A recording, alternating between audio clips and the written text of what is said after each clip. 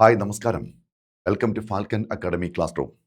നമ്മൾ ഇന്ന് വർക്കൗട്ട് ചെയ്യാൻ പോകുന്നത് VFA ടെസ്റ്റിന് പ്രതീക്ഷിക്കാവുന്ന ഒരു 30 ചോദ്യങ്ങളാണ്. ഇംഗ്ലീഷ് വിഭാഗത്തിൽ നിന്നുള്ള 30 ചോദ്യങ്ങൾ. നമുക്ക് ചോദ്യങ്ങളിലേക്ക് വന്നാലോ? ഒന്നാമത്തെ ചോദ്യം ഇവിടെയുണ്ട്. Identify the type of sentence. How efficiently the inspection team completed the verification. ഇത് ഏത് തരം വാക്യമാണ് എന്നാണ് കണ്ടുപിടിക്കേണ്ടത്. അസർട്ടീവ് ആണോ, ഇമ്പരേറ്റീവ് ആണോ, ഇന്ററോഗേറ്റീവ് ആണോ, എക്സ്ക്ലമേറ്ററി ആണോ? ഇതാണ് നമ്മുടെ ചോദ്യം. എന്താണ് ഈ ചോദ്യം കൊണ്ട് മീൻ ചെയ്യുന്നത് എന്നറിയാൻ ഒന്ന് ശ്രദ്ധിക്കണേ. നമ്മൾ നേരത്തെ പഠിച്ചിട്ടുണ്ട്, സ്കൂൾ ക്ലാസ് മുതലേ പഠിക്കുന്നുണ്ട്. ഒരു സ്റ്റേറ്റ്മെന്റിനെ സൂചിപ്പിക്കുന്ന വാക്യങ്ങളാണ് അസർട്ടീവ്. ഒരു ചോദ്യത്തെ സൂചിപ്പിക്കുന്ന വാക്യമാണ് ഇന്ററോഗേറ്റീവ്. ആശ്ചര്യ സൂചകമായ വാക്യങ്ങൾ, ഒരു സഡൻ സ്ട്രോങ് ഇമോഷനെ കാണിക്കുന്ന വാക്യങ്ങളാണ് എക്സ്ക്ലമേറ്ററി. അല്ലേ? ഈ 3 വിഭാഗങ്ങൾ കഴിഞ്ഞാൽ ഇനി ബാക്കി എന്തൊക്കെയുണ്ടോ അതെല്ലാം ഇമ്പരേറ്റീവ് ആണ്. മെയിൻലി കമാൻഡ് വരും, റിക്വസ്റ്റ് വരും. Command, request. പിന്നെ അങ്ങോട്ട് ആശംസയുണ്ട്, പ്രതീക്ഷയുണ്ട്, അനുവാദം ചോദിക്കലുണ്ട്, അനുവാദം കൊടുക്കലുണ്ട്. ഓക്കെ, ഇങ്ങനെ വരുന്ന സർവ്വവിധ വാക്യങ്ങളും, അതായത് 3 സെക്ഷൻസിൽ പെടാത്ത എല്ലാ വാക്യങ്ങളും നമ്മൾ ഏതിലാണ് ഉൾപ്പെടുത്തുക? ഇമ്പരേറ്റീവ് എന്ന വിഭാഗത്തിലാണ്. ഓക്കെ, ഒരിക്കൽ കൂടി ഒന്ന് പറഞ്ഞു. ഓക്കെ, അസർട്ടീവ് എന്ന് പറയുന്നത് എപ്പോഴും സ്റ്റേറ്റ്മെന്റ് ആണ്. ഓക്കെ, ഇന്ററോഗേറ്റീവ് എന്ന് പറയുന്നത് നമ്മുടെ യെസ് ഓർ നോ ക്വസ്റ്റ്യനും അല്ലാത്ത ഡയറക്റ്റ് ക്വസ്റ്റ്യനും ചേരുന്ന വിഭാഗമാണ്. ഓക്കെ, ഇമ്പരേറ്റീവ് എന്ന് കേൾക്കുമ്പോൾ അപ്പോൾ തന്നെ നമ്മുടെ മനസ്സിലേക്ക് വരണം, ഇമ്പരേറ്റീവ് സെന്റൻസ് എന്ന് പറയുന്നത് ഈ 3 വിഭാഗത്തിലും പെടാത്ത എല്ലാ തരം വാക്യങ്ങളുമാണ്. പ്രധാനമായിട്ടും വരുന്നത് കമാൻഡും റിക്വസ്റ്റുമാണ് എന്ന് മാത്രമേ ഉള്ളൂ.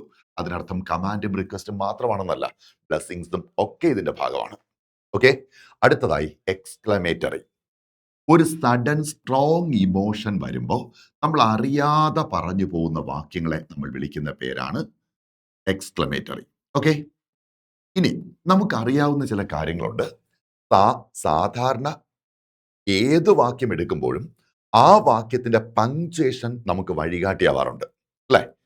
പക്ഷെ PSC ചെയ്യുന്നൊരു ചതി നോക്കിയേ, ഒട്ടുമിക്ക വാക്യത്തിന്റെയും അവസാനം ഫുൾ സ്റ്റോപ്പ് ഇട്ട് നമുക്ക് ഇങ്ങനെ തരും. ചിലപ്പോഴോ ഫുൾ സ്റ്റോപ്പ് എന്നല്ല, ഒരു പങ്ക്ച്വേഷൻ ഉണ്ടാവുകയില്ല. ഈ വാക്യം നോക്കിയിട്ട് നമ്മൾ ഇത് ഏത് ടൈപ്പാണ് എന്ന് കണ്ടുപിടിക്കണം. എങ്ങനെ എന്നല്ലേ? ഒരു വഴിയുണ്ട്, ശ്രദ്ധിക്കൂ. നമ്മൾ എപ്പോഴും ഒരു സബ്ജക്റ്റ് ആദ്യം കാണുകയും അതിൻ്റെ വലതുവശത്ത് ഒരു ഓക്സിലറി കാണുകയും ചെയ്താൽ, സബ്ജക്റ്റിന്റെ റൈറ്റ് സൈഡിൽ ഓക്സിലറി കണ്ടാൽ നിങ്ങൾക്ക് തുടർന്ന് വെർബും ഒബ്ജക്റ്റും വരും. ഏറ്റവും ഒടുവിൽ ഫുൾ സ്റ്റോപ്പും വരികയാണെങ്കിൽ ഈ വാക്യത്തെ നമുക്ക് പേര് വിളിക്കാം സ്റ്റേറ്റ്മെന്റ് അഥവാ അസർട്ടീവ് സെന്റൻസ് അഥവാ ഡിക്ലറേറ്റീവ് സെന്റൻസ്.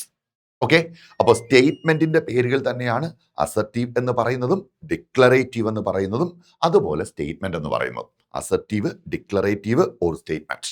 ഓക്കെ, PSC പലപ്പോഴും അസർട്ടീവ് എന്ന വാക്ക് ഉപയോഗിക്കാറില്ല കേട്ടോ. അവർ മിക്കപ്പോഴും ഉപയോഗിച്ച് കാണുന്ന വാക്ക് ഡിക്ലറേറ്റീവ് എന്നാണ്. ഓക്കെ, എന്തായാലും ഇതിലേക്ക് തിരിച്ചു വരാമല്ലോ. സോ ഇവിടെയാണ് ആ പ്രധാനപ്പെട്ട പോയിന്റ് ഇരിക്കുന്നത്. സബ്ജക്റ്റിന്റെ റൈറ്റ് സൈഡിൽ ഓക്സിലറി വെർബ് വന്നാൽ അത് സ്റ്റേറ്റ്മെന്റ് ആവും, അപ്പോൾ അസർട്ടീവ് ആവും. ഇനി ഇതിനൊന്ന് തിരിച്ചു വെച്ച് നോക്കിയേ. ആദ്യം ഓക്സിലറി വെർബും രണ്ടാമത് സബ്ജക്റ്റും വരികയാണെങ്കിൽ, ഒന്ന് റിവേഴ്സ് ചെയ്യുകയാണെങ്കിൽ, ഇതിനെ നമ്മൾ ഉൾപ്പെടുത്തുന്ന വിഭാഗം ക്വസ്റ്റ്യൻസിൻ്റെതാണ്. ഓക്കെ, അപ്പോൾ സ്വാഭാവികമായിട്ടും ഒരു ക്വസ്റ്റ്യൻ മാർക്ക് ആയിരിക്കും എൻഡിൽ വേണ്ടത്. ഇത് PSC തരും എന്ന് ഒരിക്കലും പ്രതീക്ഷിക്കരുത്, പങ്ക്ച്വേഷൻ ഉണ്ടാവത്തില്ല. ഓക്കെ, നമ്മൾ ഓർക്കുക, ഈ സ്ട്രക്ചർ കിട്ടുകയാണെങ്കിൽ അത് കൃത്യമായിട്ടും ഒരു ക്വസ്റ്റ്യൻ ആയിരിക്കും. അപ്പോൾ അത് ഇന്ററോഗേറ്റീവ് ആയിരിക്കും. നമുക്ക് കിട്ടിയോ? ക്ലിയർ ആയോ? നോക്കിയേ, she is eating an apple എന്ന വാക്യത്തിൽ ഏതാണ് സബ്ജക്റ്റ് എന്ന് പറഞ്ഞേ? ഷീ അല്ലേ? ഏതാ ഓക്സിലറി വെർബ്? ഈസ് ആണല്ലോ. അപ്പോൾ സബ്ജക്റ്റിന്റെ വലതുവശത്ത് ഓക്സിലറി വെർബ് വന്നെങ്കിൽ ഇത് സ്റ്റേറ്റ്മെന്റ് ആണ്.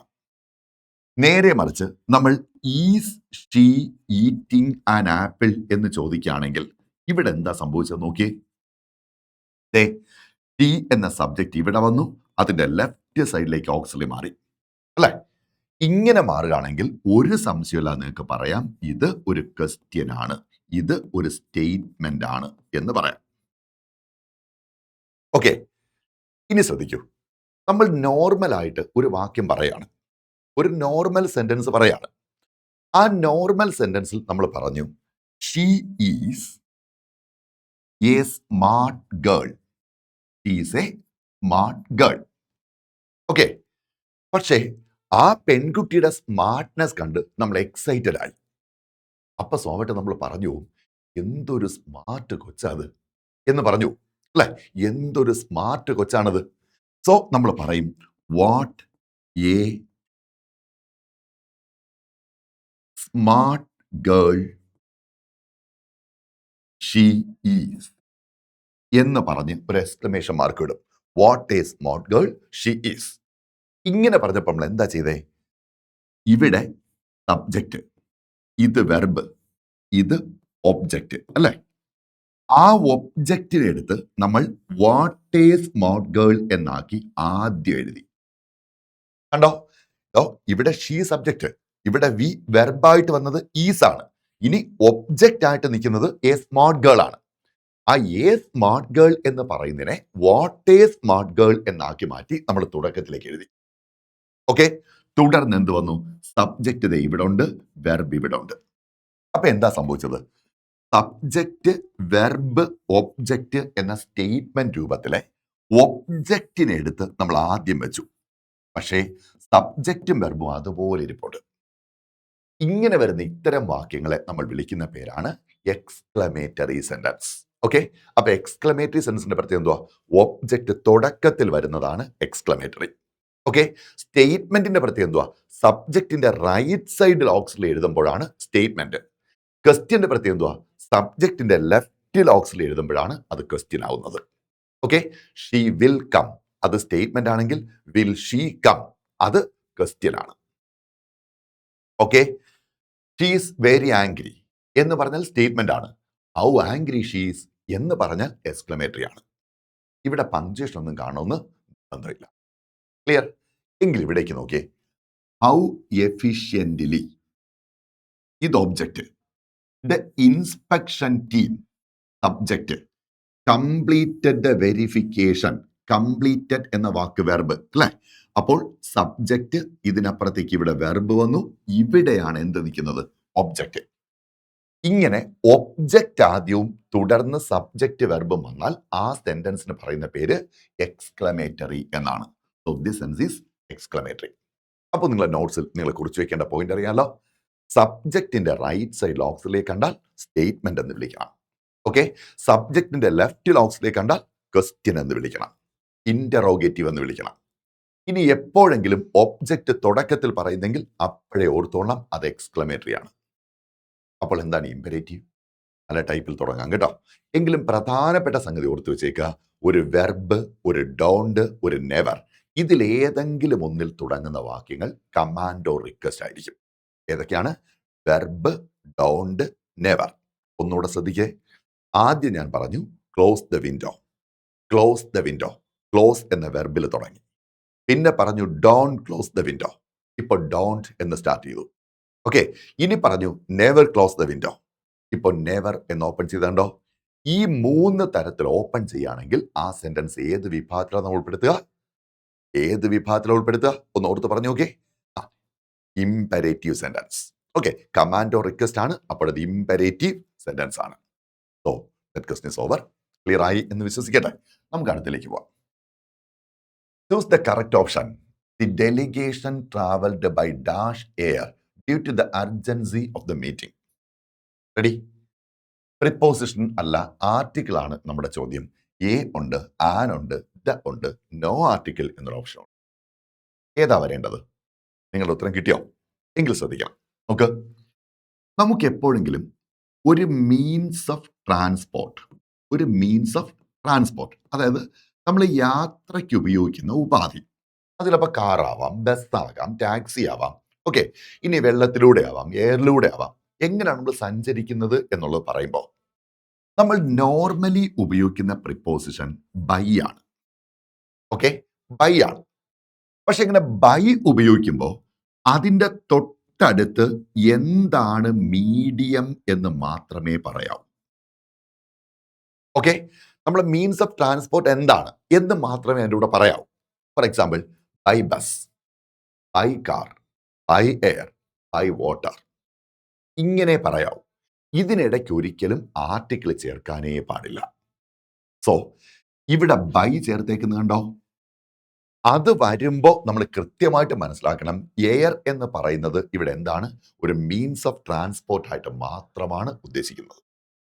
ഓക്കെ, അങ്ങനെയാണെങ്കിൽ നമ്മൾ ഉപയോഗിക്കേണ്ടത് നോ ആർട്ടിക്കിൾ എന്ന ആൻസർ അല്ലേ? കാര്യം ബൈ ബസ്, അവിടെ ഒരിക്കലും ബൈ ദ ബസ് എന്നോ ബൈ എ ബസ് എന്നോ പറയില്ല, ബസ്. അപ്പോൾ ബൈ വന്നാൽ ഇനി അപ്പുറത്ത് എന്ത് വേണ്ട? ആർട്ടിക്കിൾ വേണ്ട. എന്നാൽ മറ്റൊന്ന് ഓർക്കണേ, നമ്മൾ എപ്പോഴെങ്കിലും ഒരു ഏയോ ആനോ ദയോ ഒക്കെ ചേർക്കുമ്പോർത്തോളം അതിനിപ്പുറത്ത് തീർച്ചയായിട്ടും വരുന്നത് ഒന്നുകിൽ ഇൻ ആയിരിക്കും അല്ലെങ്കിൽ ഓൺ ആയിരിക്കും. ഓക്കെ, ഏയും ആനും ഒക്കെ ചേർക്കാം, പക്ഷെ ചേർക്കണമെങ്കിൽ എന്ത് വേണം? ഇൻ അല്ലെങ്കിൽ ഓൺ വേണം. അപ്പോഴെങ്ങനെ ഇതെടുക്കുക?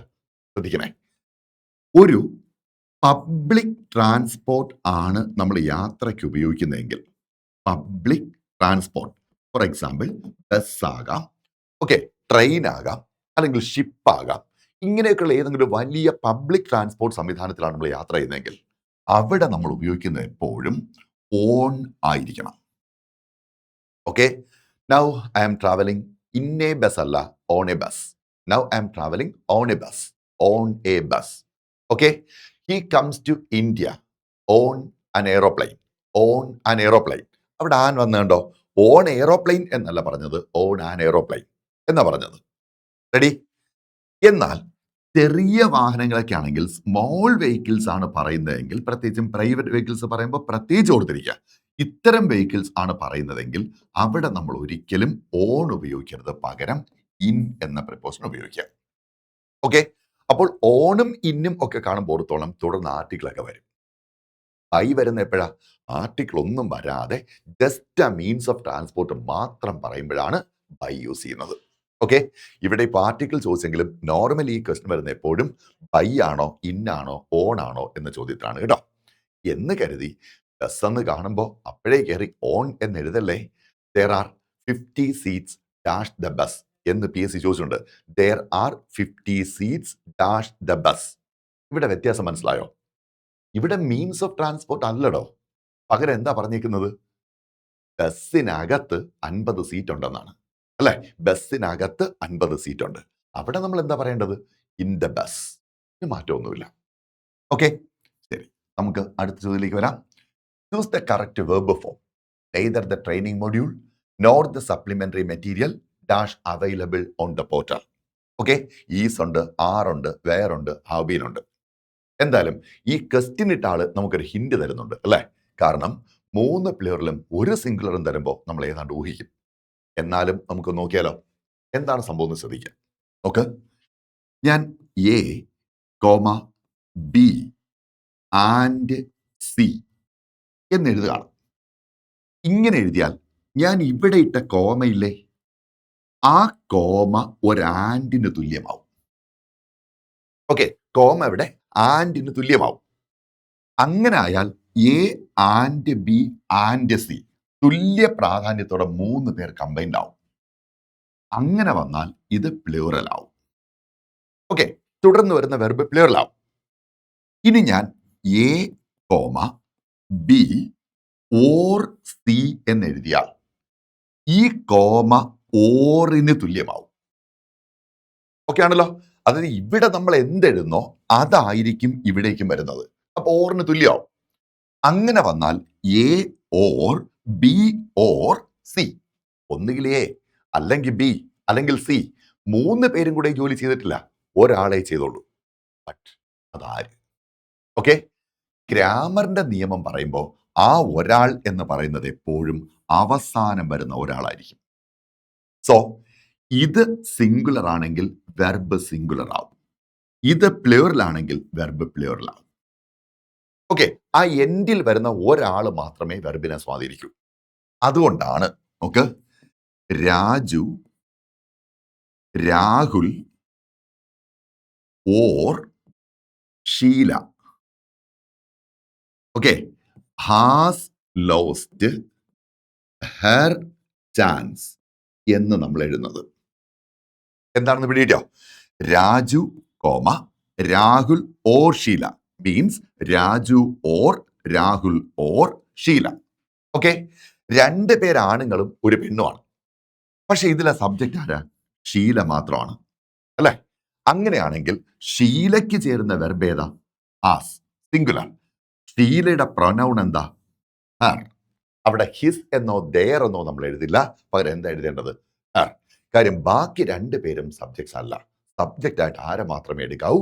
ഷീലയെ മാത്രം. ഓക്കെ, ഷീല എന്ന പേര് അവസാനം വന്നുകൊണ്ടാണ് ഷീലയെ സബ്ജക്റ്റ് ആയിട്ട് എടുത്തത് കേട്ടോ, വേറെ കാര്യമൊന്നുമില്ല. ഓക്കെ, തിരിച്ചു വരാലോ. ഇങ്ങനെയാണ് എടുക്കേണ്ടത്. എങ്കിൽ നോക്കിയേ, ഈ ഓർ എന്ന വാക്കിന്റെ നിയമം കിട്ടിയല്ലോ.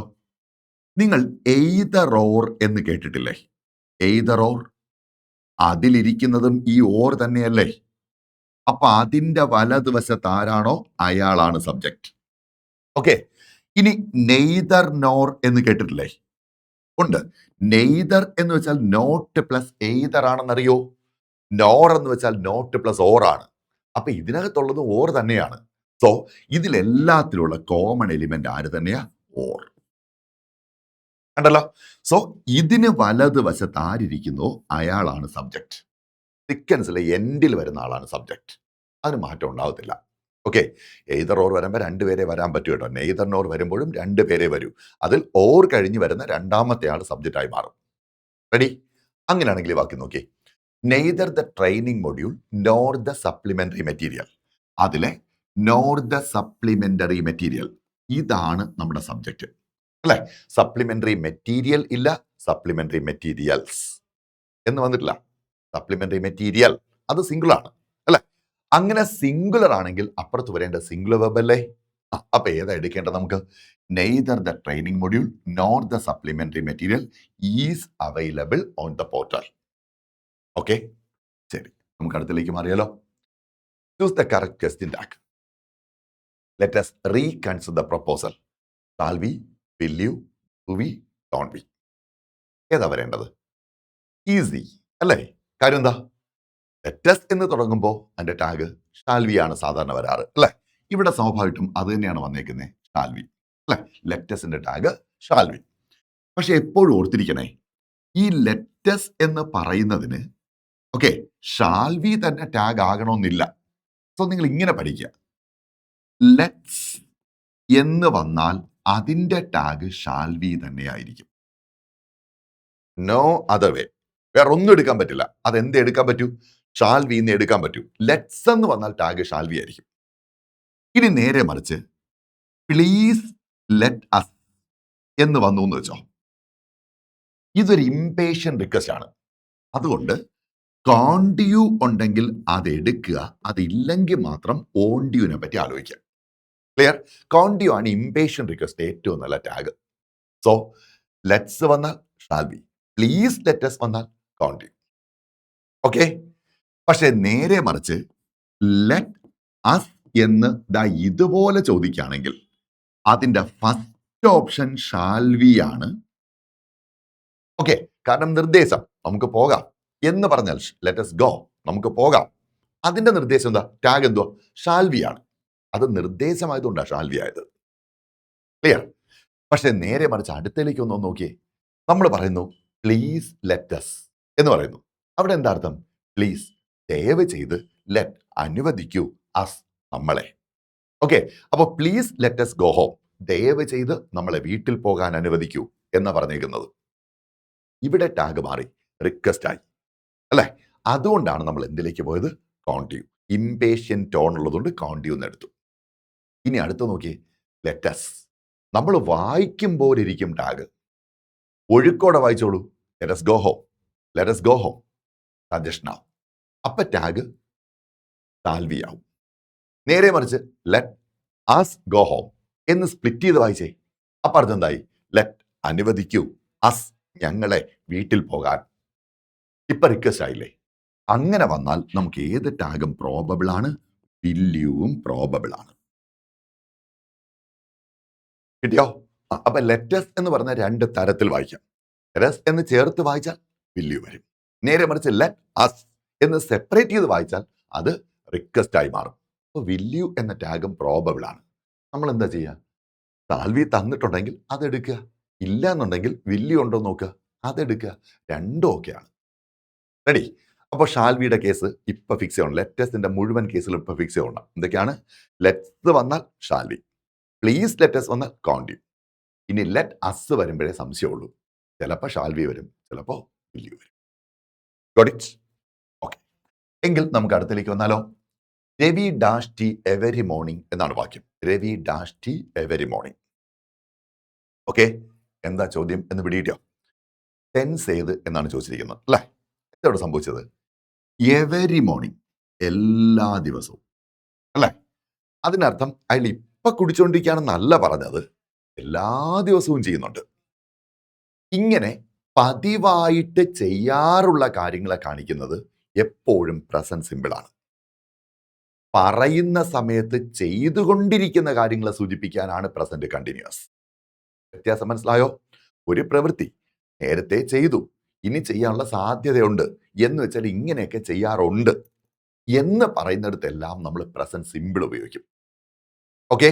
നേരെ മറിച്ച് ഇപ്പോഴൊരു പ്രവൃത്തി ചെയ്തുകൊണ്ടിരിക്കുകയാണ്, തുടർന്നുകൊണ്ടിരിക്കുകയാണ് എന്ന് പറയണമെങ്കിൽ മാത്രം നമ്മൾ പ്രസന്റ് കണ്ടിന്യൂസ് ഉപയോഗിച്ചാൽ മതി. Got it? ഐഡിയ കിട്ടിയോ? ഒന്ന് ശ്രദ്ധിച്ചു നോക്കേ. ഞാൻ നിങ്ങളോട് പറയുന്നു, I go to bed at 10 every night. എന്നും രാത്രി 10 മണിക്കാണ് ഞാൻ ഉറങ്ങാൻ പോകുന്നത്. എന്നും രാത്രി ഉറങ്ങാൻ പോകുന്ന കാര്യമാണ്. ഇപ്പൊ 10 മണിയല്ല, ഞാനിപ്പോൾ ഉറങ്ങാൻ പോവുകയല്ല. ഓക്കെ. സോ ഇത് പറയേണ്ടത് പ്രസന്റ് സിമ്പിളാണ്. പശു നമുക്ക് പാല് തരുന്നു. ഓക്കെ, അതിനർത്ഥം ഇപ്പൊ പശു നമുക്ക് പാല് തന്നുകൊണ്ടിരിക്കുകയാണെന്നല്ല, പശുവാണ് സാധാരണ നമുക്ക് പാല് തരുന്നത് എന്നേ ഉദ്ദേശമുള്ളൂ. ഓക്കെ. അമ്മയാണ് നമ്മുടെ ഫുഡൊക്കെ ഉണ്ടാക്കുന്നത്. അമ്മ ഇപ്പൊ കിച്ചണിലാണെന്നോ ഫുഡ് ഉണ്ടാക്കുകയാണെന്നോ അർത്ഥമില്ല. പിന്നെന്തേ ഉള്ളൂ? സാധാരണ ഇതൊക്കെ ചെയ്യുന്നത് അമ്മയാണ്. Okay. MT writes novels and screen plays. MT Vasudevan Nair നോവൽസും സ്ക്രീൻ പ്ലേസും ഒക്കെ എഴുതാറുണ്ട്, അല്ലാതെ ഇപ്പൊ എഴുതുകയാണ് എന്നതിനർത്ഥമില്ല. ക്ലിയർ? ഇങ്ങനെ വരുന്നിടത്തെല്ലാം നമുക്ക് എന്ത് ഉപയോഗിക്കാം? പ്രസന്റ് സിമ്പിൾ ഉപയോഗിക്കാം. എന്നാൽ നമ്മൾ ഇപ്പോൾ പഠിച്ചുകൊണ്ടിരിക്കുകയാണ് അല്ലേ? You are watching me on the screen അല്ലേ? ഇതൊക്കെ എന്തുവാ? ഇപ്പൊ സംഭവിച്ചുകൊണ്ടിരിക്കുന്ന കാര്യങ്ങളാ. അത് പറയുമ്പോൾ പ്രസന്റ് കണ്ടിന്യൂസ് വേണം യൂസ് ചെയ്യാൻ. സോ ഇവിടെ എന്ത് സംഭവിച്ചു? രവി എല്ലാ പ്രഭാതത്തിലും ചായ കുടിക്കാറുണ്ട്. ഇപ്പൊ കുടിക്കാണോ? ഇപ്പൊ പ്രഭാതമാണെന്നോ കുടിക്കുകയാണെന്നല്ല അർത്ഥമുണ്ടോ? ഇല്ല, സാധാരണ ചെയ്യാറുണ്ട്. എങ്കിൽ വരേണ്ടത് ഡ്രിങ്ക്സ്. ഓക്കെ. രവി ആയതുകൊണ്ട് സിംഗുലർ ആണ്, അപ്പൊ ഡ്രിങ്ക് അല്ല ഡ്രിങ്ക്സ് ആണ് വരേണ്ടത് അല്ലെ? സിംഗുലർ ആയതുകൊണ്ട് ഡ്രിങ്ക് പോരാ, ഡ്രിങ്ക്സ്. ഓക്കെ. നമ്മളിപ്പോ ഒരു 2 കോഴ്സുകൾ പുതിയതായിട്ട് തുടങ്ങിയിട്ടുണ്ട്. ഓക്കെ. അതിലേക്കുള്ള അഡ്മിഷൻ തുറന്നുകൊണ്ടിരിക്കുകയാണ്. നിങ്ങൾക്ക് ഈ 2 ടെസ്റ്റുകൾ ലക്ഷ്യമിടുന്നുണ്ടെങ്കിൽ ഏറ്റവും നല്ല ചോയ്സ് ആയിരിക്കും ഫാൽക്കണിന്റെ ഈ 2 കോഴ്സുകൾ. ഒന്നാമത്തേത് ഡിഗ്രി മെയിൻസിന്റെ പരീക്ഷകൾ വരുന്നുണ്ട്. ആ പരീക്ഷയ്ക്ക് വേണ്ടിയുള്ള തയ്യാറെടുപ്പാണ്. ഇത് വെറും ക്വസ്റ്റ്യൻ വർക്കൗട്ട് മാത്രമല്ല, 600 മണിക്കൂറിലേറെ നിങ്ങൾ ക്ലാസ് കിട്ടും. അതിൽ സിലബസ് വൈസ് ആയിട്ട് ടോപ്പിക്ക് പഠിപ്പിക്കുന്നുണ്ട്, ടോപ്പിക് വൈസ് ആയിട്ട് ഓരോന്നും പഠിപ്പിക്കുന്നുണ്ട്. പ്ലസ് 100 മണിക്കൂറിലേറെ ക്വസ്റ്റ്യൻ പേപ്പർ വർക്കൗട്ട് വരുന്നുണ്ട്. ഇതിനും പുറമെ മോക്ക് ടെസ്റ്റുകളും നമ്മൾ നടത്തുന്നുണ്ട്. ഇതിനെല്ലാത്തിനും കൂടി നിങ്ങൾ പേ ചെയ്യേണ്ടത് വെറും 1999 മാത്രമാണ്. ഓക്കെ. അവസരം പ്രയോജനപ്പെടുത്തുക. ഡിഗ്രി ലെവലുള്ള എക്സാംസ് എന്ന് പറയുന്നത് ഒരു വലിയ ചാൻസ് ആണ്. ഒരു കാരണവശാലും മിസ് ആവാതിരിക്കാൻ ശ്രദ്ധിക്കുക. Join as early as possible. Okay. ഇനി മറ്റൊന്ന്, ഇപ്പോൾ നമ്മൾ ചെയ്തുകൊണ്ടിരിക്കുന്ന കോഴ്സാണ് VFAയുടെ ക്രാക്ക് ചെയ്യാൻ വേണ്ടിയുള്ള ടെസ്റ്റുകൾ. ഓക്കെ. ഈ ക്ലാസ്സുകൾ നടക്കുന്നത് 100 മണിക്കൂറിലേറെ വരുന്ന കോഴ്സായിട്ടാണ്. ഇതിൽ മുഴുവൻ ക്വസ്റ്റ്യൻ പേപ്പർ വർക്കൗട്ടാണ്, PYQ വർക്കൗട്ടാണ് with related facts. Okay. With related facts ഇപ്പം നമ്മൾ പഠിച്ചുകൊണ്ടിരിക്കുന്ന അറിയാലോ. പറയുമ്പോൾ നേരത്തെയുള്ള കാര്യങ്ങൾ, അതുകൊണ്ട് ബന്ധപ്പെട്ട കാര്യങ്ങളൊക്കെ പറയുന്നുണ്ട്. അത്യാവശ്യം എക്സ്പ്ലനേഷൻസ് എല്ലാം തരുന്നുണ്ട്. ഇങ്ങനെ പറഞ്ഞു പോകുന്ന 100 മണിക്കൂറിലേറെ വരുന്ന ക്വസ്റ്റ്യൻ വർക്കൗട്ടാണ് ഇതിനകത്തുള്ളത്. ഓക്കെ. PFA ക്രാക്ക് ചെയ്യണ്ടേ? ആത്മാർത്ഥമായിട്ട് ഞങ്ങൾക്കൊപ്പം നിൽക്കൂ. ക്രാക്ക് ചെയ്യും, ഉറപ്പ്. ഓക്കെ. അപ്പോൾ കോഴ്സുകൾക്ക് കഴിയുന്നത്ര വേഗം ജോയിൻ ചെയ്യുക. എത്രയും പെട്ടെന്ന് ആപ്പുകൾ സ്വന്തമാക്കുക. അതിനെ തുടർന്ന് നന്നായിട്ട് അധ്വാനിക്കുക. വിജയം നമ്മുടേതാണ്. Okay. The plant shed its leaves. Identify the possessive pronoun. Okay. എന്താണ് ഈ പൊസസീവ് പ്രൊനൗൺ എന്നറിയാമോ? അത്രയേ ഉള്ളൂ. നമ്മൾ ആരോടെങ്കിലും വെറുതെ ആരുടെ എന്നൊന്ന് ചോദിക്കുക. ആരുടെ എന്നും ചോദിക്കുക. ചോദിക്കുമ്പോൾ അതിന് ഉത്തരമായിട്ട് എന്ത് പറയുന്നോ ആ ഉത്തരങ്ങളെ നമ്മൾ വിളിക്കുന്ന പേരാണ് പൊസസീവ്സ്. ഓക്കെ അല്ലേ? ഇനി ഇവിടെ പ്രൊനൗൺ എന്ന വാക്ക് ഉപയോഗിച്ചതിൽ ചെറിയ മിസ്റ്റേക്ക് ഉണ്ട്. അതെന്താണെന്ന് ഞാൻ പറഞ്ഞുതരാം. ഓക്കെ, ശ്രദ്ധിക്കൂ. എടോ, ഞാനിപ്പോൾ നിങ്ങളോട് ചോദിച്ചു, നിങ്ങളുടെ കയ്യിലിരിക്കുന്ന പേന ആരുടേതാണ്? അല്ലെങ്കിൽ നിങ്ങൾ ഇപ്പം നോക്കിക്കൊണ്ടിരിക്കുന്ന ഫോൺ ആരുടേതാണ്? നിങ്ങൾ ഉത്തരം പറയുമല്ലോ, this is my pen, this is my pen. അപ്പോൾ മൈ പെൻ എന്ന് നിങ്ങൾ പറയുന്നെങ്കിൽ ഈ മൈ എന്ന് പറയുന്ന വാക്കിന്റെ പേരാണ് പൊസസീവ്. ക്ലിയർ?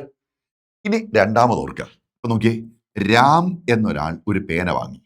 ആരുടെ പേന എന്ന് ചോദിച്ചപ്പോൾ നമ്മൾ പറഞ്ഞു that is Ram's pen, that is Ram's pen.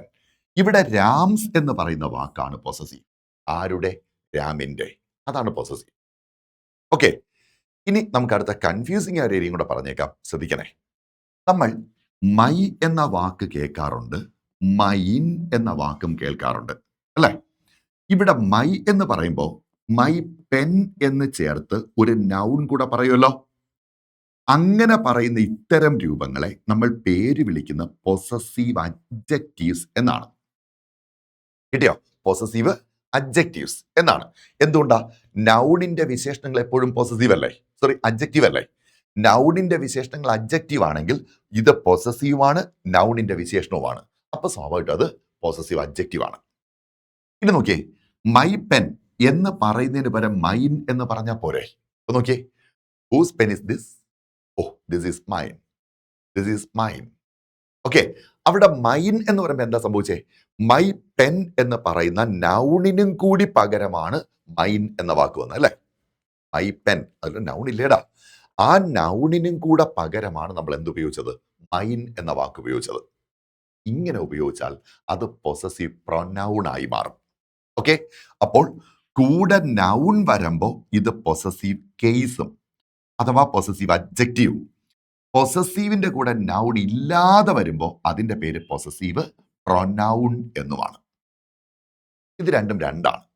നമ്മളെ ക്വസ്റ്റ്യൻ ചെറിയ പ്രോബ്ലം ഉണ്ട്. നമ്മളോട് എന്താ ചോദിച്ചത്? ഐഡന്റിഫൈ ദ പൊസസീവ് പ്രൊനൗൺ അല്ലെ? അതിനകത്ത് ആകെ ഒരു പ്രൊനൗണേ നമുക്ക് കാണാനുള്ളൂ. പ്രൊനൗൺ പോലെ ഇരിക്കുന്ന ഒരു വാക്കേ കാണാനുള്ളൂ, അത് ഇറ്റ്സ് ആണ് അല്ലെ? പക്ഷെ അതിന്റെ തൊട്ടടുത്ത് നോക്കിയേ, ആരുടെ ലീവ്സ്? ഇതിന്റെ ലീവ്സ് അല്ലെ?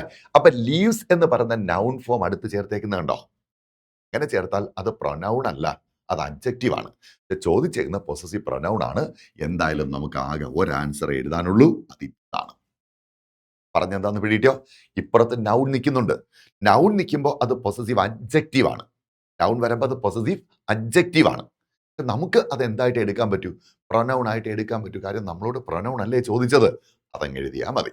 ഓക്കെ, ശരി. എന്നാൽ നമുക്ക് അടുത്തേക്ക് പോകാം. Keerthana on be late, use A suitable question tag. Keerthana on be late. Okay, എങ്ങനെ വരും എന്നറിയാലോ. നമുക്ക് ആദ്യം ഓക്സിലറി വേണ്ടേ? വോണ്ട് എന്ന വാക്കിന് പരിചയമുണ്ടോ? ഉണ്ടോ? ആ, എന്താ ഈ സംഭവം? വിൽ പ്ലസ് നോട്ടിന്റെ ഒറ്റ വാക്കാണ് വോണ്ട്. ഓക്കെ, അതേപോലെ ഓർക്കണേ, ഷാൽ പ്ലസ് നോട്ട് ഒന്നിച്ചാൽ അതിന്റെ ഒറ്റ വാക്കാണ് ഷാൻഡ്. കേട്ടോ? അപ്പൊ ഓർത്തിരിക്കണം, will plus not won't, shall plus not shan't. ഒന്ന് പറഞ്ഞു നോക്കിയേ, will plus not won't, shall plus not shan't. Ready? അങ്ങനെയാണെങ്കിൽ ഓക്സിലറി വെർബ് വോണ്ട് എന്ന വാക്കിലെ ഓക്സിലറി വില്ലാണ്. ഇവിടെ നോട്ട് ഉണ്ട്, അപ്പൊ ഇവിടെ നോട്ട് വേണ്ട. ഇനി വേണ്ടത് സബ്ജക്റ്റ് കീർത്തന. കീർത്തനയെ പ്രൊനൗൺ ആക്കുമ്പോൾ ഷീ എന്ന് കിട്ടും. Okay, so our answer will be will she. Will she.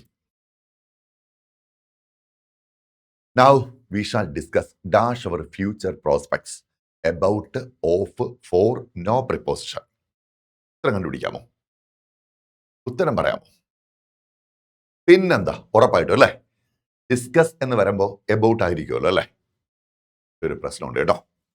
Discuss എന്ന വാക്കിന് ശേഷം നമ്മൾ ഒരിക്കലും പ്രിപ്പോസിഷൻ ചേർക്കാറില്ല.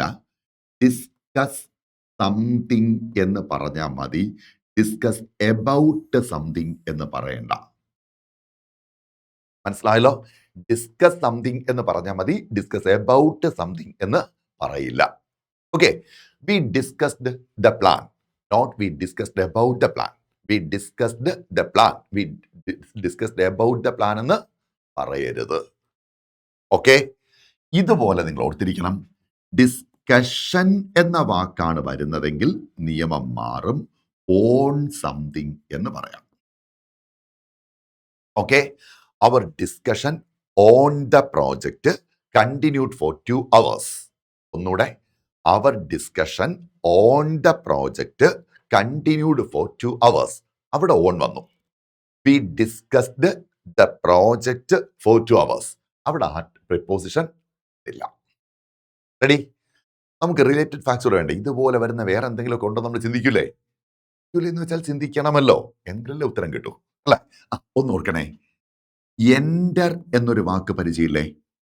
എൻറ്റർ, അല്ലേ? ഈ വാക്കിന്റെ പ്രത്യേകത ഉണ്ട്. പ്രവേശിക്കുന്നത് ഒരു സ്ഥലത്തേക്കാണെങ്കിൽ അതിൽ ആ പ്രിപ്പോസിഷൻ വേണ്ട. മനസ്സിലായ? The teacher entered dash, okay, the class room എന്ന് പറഞ്ഞു. ക്ലാസ് റൂം ഒരു സ്ഥലമല്ലേടോ, അല്ലെ? അങ്ങനെ സ്ഥലത്തേക്ക് പ്രവേശിക്കുകയാണെങ്കിൽ ആർട്ടിക്കിൾ വേണ്ട, സോറി പ്രിപ്പോസിഷൻ വേണ്ട. നമ്മൾ എന്ത് ചേർത്താൽ മതി? എൻ്റെ ക്ലാസ് റൂം. എന്നാൽ എൻറ്റർ എന്ന വാക്കിന് ശേഷം സംതിങ് ആണ് വരുന്നതെങ്കിൽ, പ്ലേസിന് പകരം സംതിങ് ആണ് വരുന്നതെങ്കിൽ അവിടെ ഇൻറ്റു ചേർത്ത് തന്നെ പറയണം. Okay, for example, the 2 nations ended. The 2 nations ended dash a pact of peace. ഇത് PSC യുടെ പഴയ ചോദ്യമാണ്, കണ്ടല്ലോ. ഒന്നുകൂടെ നോക്കിയേ. ended dash a pact of peace. ആ 2 രാജ്യങ്ങളും ഒരു പാക്ട് ഓഫ് പീസ്. എന്താ പാക്ട് ഓഫ് പീസ്? സമാധാന ഉടമ്പടി. സമാധാന ഉടമ്പടിയിലേക്ക് പ്രവേശിച്ചു. ഇത് പറയണമെങ്കിൽ നമുക്കിവിടെ പ്ലേസ് അല്ലല്ലോ, ഉടമ്പടിയല്ലേ. അപ്പൊ അത് സംതിങ് അല്ലേ. എങ്കിൽ ഇപ്പുറത്ത് എന്ത് ചേർത്തേ പറയാവൂ? ഇൻറ്റു ചേർത്തേ പറയാവൂ. Okay, into a pact of peace. Got it? ഇതുപോലെ ഓർക്കണം. ഇലക്ട് എന്ന വാക്ക് പരിചയമുണ്ടോ? തിരഞ്ഞെടുക്കുക എന്നർത്ഥം വരുന്ന ഇലക്ട്. ഓക്കെ, ഇനി മറ്റൊരു വാക്കൂടെ ഇതുപോലെ ഓർമ്മയിൽ സൂക്ഷിക്കുക. അപ്പോയിന്റ്, നിയമിക്കുക എന്നർത്ഥം വരുന്ന അപ്പോയിന്റ്. അപ്പൊ ഇലക്ട് ഉണ്ട്, അപ്പോയിന്റ് ഉണ്ട്. ഈ 2 വാക്കുകൾ വർക്ക് ചെയ്യുന്നത് ഓർത്തോളം. ഈ 2 വാക്കിനും ശേഷം ഒരിക്കലും നിങ്ങൾ ആസ് എന്ന് പറയരുത്. ഓക്കെ, ഇലക്റ്റഡ് ആസ് എന്ന് പറയരുത്. ഇലക്റ്റഡ് എന്ന് പറഞ്ഞിട്ട് ആ പോസ്റ്റ് അങ്ങ് പറഞ്ഞാൽ മതി. Okay, for example, doctor APJ was elected dash the president of India. The president of India. ഈ ചോദ്യം വന്നപ്പോൾ മിക്കവാറും ആൾക്കാർ എന്ത് ചെയ്താണ്? Doctor APJ was elected as എന്നെഴുതി കാണും, അല്ലേ? പക്ഷേ ഇലക്റ്റഡ് എന്ന് പറഞ്ഞാൽ പിന്നെ പോസ്റ്റ് പറഞ്ഞാൽ മതി. നമ്മൾ ഒരിക്കലും ആസ് ഇവിടെ ചേർക്കണ്ട, ഒന്നും ഇവിടെ എഴുതണ്ട. Okay, so mister Raju was elected the secretary of the club. The secretary of the club. Okay, the man was appointed the CM of Kerala. The man was appointed the CM of Kerala. ഇങ്ങനെയൊക്കെ നമ്മൾ പറയാവൂ. Okay, ഒരിക്കലും നമ്മൾ എന്ത് ചെയ്യാൻ പോരുത്? Elected as, appointed as എന്ന് പറയരുത്. Got it? എൻറ്റർ പക്ഷേ ഡിഫറൻ്റ് ആണ്. എൻറ്റർ ഇൻറ്റു എന്ന് പറയും, പക്ഷെ എന്തായിരിക്കണം? പ്ലേസ് വരരുത്, സംതിങ് വരണം. അത്ര വ്യത്യാസമേ ഉള്ളൂ. So shall we come to the next one? അടുത്തേക്ക് വരാലോ. We are going to bake the bread. Change into passive voice. Okay, passive voice അല്ലേ? എങ്ങനെ വരും? വിക്ക് പകരം നമുക്ക് ദ ബ്രെഡ് എന്നെഴുതാം, അല്ലേ? The bread. ഇനി നമുക്ക് വേണ്ടത് വെർബിന് മുമ്പുള്ള എല്ലാം നമുക്ക് അതുപോലെ എടുക്കണം, അല്ലേ? അപ്പൊ വി പകരം ദ ബ്രെഡ്. ആർ ഇങ്ങോട്ട് കൊണ്ടുവരുമ്പോൾ ബ്രെഡ് എന്ന വാക്ക് പ്ലൂറൽ അല്ലാത്തത് കൊണ്ട് നമ്മൾ ആറിന് പകരം ഈസ് എടുത്തു. ഓക്കെ, ആർ പ്രസന്റ് ആണ്. അപ്പൊ പകരം എടുക്കുന്ന ഈസും പ്രസന്റ് ആയിരിക്കണം. അത് പാസ്റ്റ് ആക്കി ഇതുപോലെ വാസ് ആക്കി വെച്ച് കൊടുക്കരുത്. ഓക്കെ, ഇനി അടുത്തത്.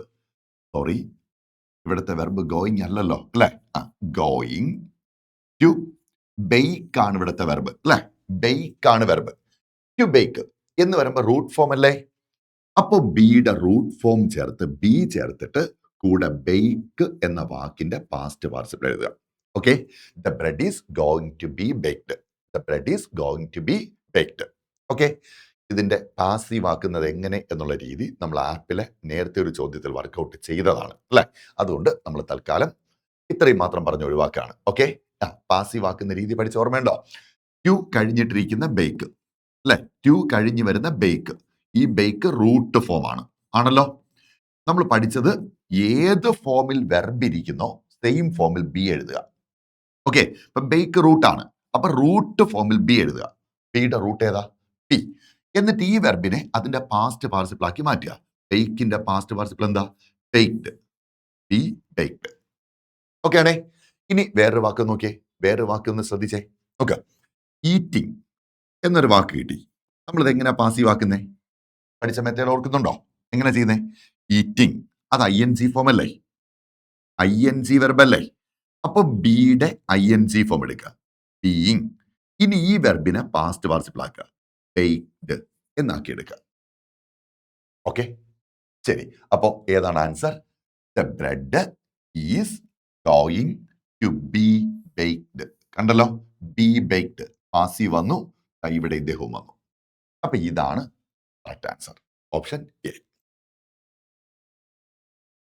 Next, pick out the antonym of the underlined word. Okay, ഈ വാക്യത്തിലെ അണ്ടർലൈൻഡ് വേർഡിന്റെ ആന്റോണിയം എഴുതുക. ഇതാണ് അണ്ടർലൈൻഡ് വേർഡ് കേട്ടോ. സ്ട്രിക്ട്ലി എങ്ങനെ വരും? The rules and regulations were strictly enforced. അതിന്റെ ഓപ്പോസിറ്റ് മീനിങ് കിട്ടുന്നത് ആന്റോണിയം ഓപ്പോസിറ്റ് അല്ലേ? ഹാർഷ്ലി എന്ന് വെച്ചാൽ പരുഷമായി, ഫേംലി എന്ന് വെച്ചാൽ ദൃഢമായി, റിജിഡ്ലി എന്ന് പറഞ്ഞാൽ ഒട്ടും വഴങ്ങാത്ത രീതിയിൽ, ഓക്കെ, ലൈറ്റ്ലി എന്ന് പറഞ്ഞാൽ ലഘുവായി. അപ്പോ സ്ട്രിക്ട്ലിയുടെ ഓപ്പോസിറ്റ് ഏതാ? ലൈറ്റ്ലി. ഓക്കെ, ബാക്കി വാക്കുകൾ പഠിച്ചോ? ഹാർഷ്ലി പരുഷമായി, പരുക്കനായി, ഫേംലി ദൃഢമായി, റിജിഡ്ലി വഴങ്ങാത്ത വിധം. ഓക്കെ, ഒരു വഴക്കവുമില്ലാത്ത വിധം. Ready? Fill up using the appropriate word from the brackets. A dash of cattle lying under the tree. A dash of cattle lying under the tree. Okay, അപ്പൊ എന്താണ് ഈ സംഭവം എന്ന് കിട്ടിയോ? കളക്റ്റീവ് നൗൺ ആണ് അല്ലെ? കാറ്റിലിന്റെ കളക്റ്റീവ് നൗൺ ആണ്. കാറ്റിന്റെ കളക്റ്റീവ് നൗൺ എന്തോടാ? ഹെഡ് അല്ലെ? Head of cattle, head of കാറ്റിൽ ആണല്ലോ. ഇനി എന്തിന്റെ കൂട്ടമാണ് ഈ ഫ്ലോക്ക്? ഫ്ലോക്ക് ഷീപ്പിന്റെ കൂട്ടവും ഫ്ലോക്കാണ്, പൗൾട്രിയുടെ കൂട്ടവും ഫ്ലോക്കാണ്. ഓക്കെ, രണ്ടിനും ഫ്ലോക്ക് എന്ന വാക്ക് ഉപയോഗിക്കാം. ഫ്ലീറ്റോ നാവിക വ്യൂഹമാണ്, ഷിപ്സിന്റെ കൂട്ടത്തെ വിളിക്കുന്ന പേരാണ് ഫ്ലീറ്റ്. സ്വാം എന്ന് പറയുന്നത് ബീസ് ആവാം, ആൻസ് ആവാം എന്ന് വേണ്ട, ഇൻസെക്ട്സിന് പൊതുവേ പറയുന്ന കളക്റ്റീവിനോടാണ് സ്വാം. ഓക്കെ, ഇൻസെക്റ്റുകൾക്ക് പൊതുവേ പറയുന്ന കളക്റ്റീവിനോടാണ് സ്വാം. ഓക്കെ, അപ്പൊ കൂട്ടത്തിൽ നമുക്ക് ഒന്ന് രണ്ട് കളക്റ്റീവ് നൗൺസ് കൂടെ പഠിക്കണ്ടേ? ഒന്നുകൂടെ ശ്രദ്ധിക്കുക. അപ്പൊ flock of sheep, flock of poultry, flock of sheep, flock of poultry, head of cattle, head of cattle, fleet of ships, swarm of bees, swarm of ants, swarm of insects. Okay, ഇതെപ്പോഴും നിങ്ങൾ ഇങ്ങനെ പറഞ്ഞ് പഠിക്കാൻ ശീലിക്കുക. ആദ്യം ആ കളക്റ്റീവിനോട് പറയാ, of ചേർക്കുക, അനിമലിന്റെ പേര് പറയാം, ഇങ്ങനെ പറയാൻ ശീലിക്കുക. ഓക്കെ, ശരി. എന്നാൽ ഒന്ന് രണ്ടും കൂടെ പഠിച്ചു വെച്ചേക്ക്. നമുക്ക് ഔൾസ് എന്താണെന്ന് അറിയത്തില്ലേ? മൂങ്ങ. അതിന്റെ കളക്റ്റീവ് നൗൺ ആണ് parliament. Okay, parliament of owls, parliament of owls. Okay, ഇനി ചീറ്റ അറിയാലോ? ചീറ്റ. ആ ചീറ്റ പുലിയുടെ കൂട്ടത്തെ നമ്മൾ വിളിക്കുന്ന പേരാണ്, അറിയോ? Coalition. Coalition of cheetahs. Okay, coalition of cheetahs. ഇനി ഹയന അറിയാലോ? ഹയനാസ്, കഴുതപ്പുലി. ആ കഴുതപ്പുലിയുടെ കൂട്ടത്തെ വിളിക്കുന്ന പേരാണ് പ്രൗൾ. ഓക്കെ, എന്താ വാക്ക്? പ്രൗൾ എന്നാണ്. PROWL, prowl of hyenas, prowl of hyenas. ഇനി നമ്മൾ പെൺകുട്ടികളുടെ കൂട്ടത്തിന് ബേവി എന്ന് പറയുമെന്ന് പഠിച്ചിട്ടുണ്ട് അല്ലേ? ബേവി ഓഫ് ഗേൾസ്. ഓക്കെ, അങ്ങനെയാണെങ്കിൽ ഈ ബോയ്സിന്റെ കളക്റ്റീവ് നൗൺ ആരെങ്കിലും പഠിക്കാറുണ്ടോ? പഠിക്കണേ. Blush of boys. കേട്ടോ? Blush of boys. ഓക്കെ. അപ്പൊ ബോയ്സിന്റെ കൂട്ടം ബ്ലഷ് ഓഫ് ബോയ്സ്. ഓക്കെ. പെൺകുട്ടികളുടെ കൂട്ടം bevy of girls. Bevy of girls. ഹയനകളുടെ കൂട്ടം prowl of hyenas. Prowl of hyenas. ചീറ്റകളുടെ കൂട്ടം coalition of cheetahs. Coalition of cheetahs. Okay. ഔൾസിന്റെ കൂട്ടത്തെ വിളിക്കുന്ന പേര് പാർലമെന്റ് ഓഫ് ഔൾസ് എന്നാണ്. PSC പരീക്ഷയ്ക്ക് വേണ്ടിയുള്ള ചോദ്യങ്ങൾ വായിച്ച് പഠിക്കാം, കേട്ടും പഠിക്കാം. പക്ഷെ എപ്പോഴെങ്കിലും നമ്മൾ ആ ചോദ്യങ്ങൾ ഫുൾ ലെങ്തിൽ ചെയ്ത് പഠിക്കുമ്പോഴാണ് ശരിക്കും PSC പരീക്ഷയ്ക്ക് വേണ്ടി നമ്മൾ തയ്യാറെടുക്കുന്നത്. ഫാൽക്കൺ എക്സ് PSCയുടെ ബ്രഹ്മാസ്ത്ര സീരീസിന്റെ ഭാഗമായി ഒരു പുതിയ ബുക്ക് ക്വസ്റ്റ്യൻ ബാങ്ക് ഇറങ്ങിയിട്ടുണ്ട്. നിങ്ങൾക്ക് ഇത് നമ്മുടെ ആപ്പിൽ നിന്നും ആക്സസ് ചെയ്യാം. PSC പരീക്ഷയ്ക്ക് വേണ്ടി തയ്യാറെടുക്കുന്ന നമുക്ക് വായിച്ച് പഠിക്കാം, കേട്ടും പഠിക്കാം. PSC പരീക്ഷയ്ക്ക് വേണ്ടി തയ്യാറെടുക്കുന്ന നമുക്ക് വായിച്ച് പഠിക്കാം, കേട്ടും പഠിക്കാം. പക്ഷേ PSC പരീക്ഷകൾക്ക് നമ്മൾ ശരിക്കും പ്രിപ്പയർഡ് ആവുന്നത് ഫുൾ ലെങ്ത് ക്വസ്റ്റ്യൻസ് വർക്കൗട്ട് ചെയ്ത് പഠിക്കുമ്പോഴാണ്. ഫാൽക്കൺ എക്സ് PSCയുടെ ബ്രഹ്മാസ്ത്ര സീരീസിന്റെ ഭാഗമായി ഇപ്പോൾ ഒരു കൂട്ടം ക്വസ്റ്റ്യൻസ് നിങ്ങൾക്കായി ലഭ്യമാണ്. അതും ബുക്ക് രൂപത്തിൽ. നിങ്ങൾക്കിത് ഫാൽക്കൺ എക്സ് PSCയുടെ വെബ്സൈറ്റിൽ നിന്നോ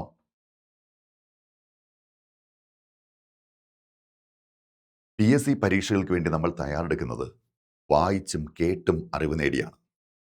പക്ഷേ യഥാർത്ഥ തയ്യാറെടുപ്പ് PSCയുടെ മോഡൽ ക്വസ്റ്റ്യൻസ് വർക്കൗട്ട് ചെയ്യുന്നതിലൂടെ മാത്രമേ സാധിക്കൂ.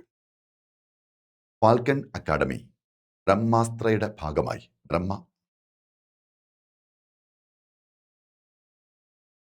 PSC പരീക്ഷകൾക്ക് വേണ്ടി നമ്മൾ തയ്യാറെടുക്കുന്നത് വായിച്ചും കേട്ടും അറിവ് നേടിയാണ്.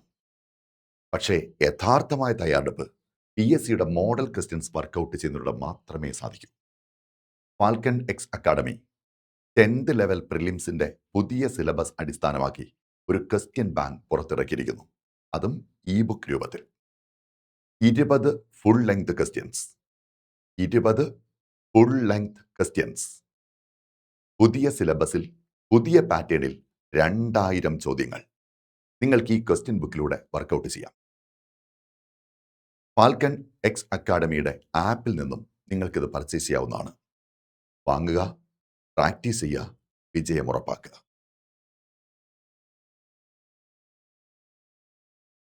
PSC പരീക്ഷകൾക്ക് വേണ്ടി നമ്മൾ തയ്യാറെടുക്കുന്നത് കണ്ടും കേട്ടും അറിവ് നേടിയാണ്.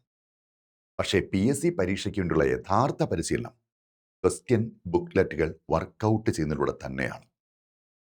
Falcon X academy 10th level പ്രിലിംസിന്റെ ചോദ്യ മാതൃകയെ അടിസ്ഥാനമാക്കി ഒരു ക്വസ്റ്റ്യൻ ബാങ്ക് പുറത്തിറക്കിയിട്ടുണ്ട്. അതും ബുക്ക് രൂപത്തിൽ. 20 ഫുൾ ലെങ്ത് ക്വസ്റ്റ്യൻസ്, അതായത് പുതിയ സിലബസും പുതിയ പാറ്റേണും അനുസരിച്ചുള്ള 2000 ക്വസ്റ്റ്യൻസ് നിങ്ങൾക്ക് ഇതിലൂടെ വർക്കൗട്ട് ചെയ്യാം. ഫാൽക്കൺ എക്സ് PSCയുടെ ആപ്പിൽ നിന്ന് നിങ്ങൾക്കിത് പർച്ചേസ് ചെയ്യാം. സ്വന്തമാക്കൂ, വർക്കൗട്ട് ചെയ്യൂ, വിജയം സുനിശ്ചിതമാക്കൂ.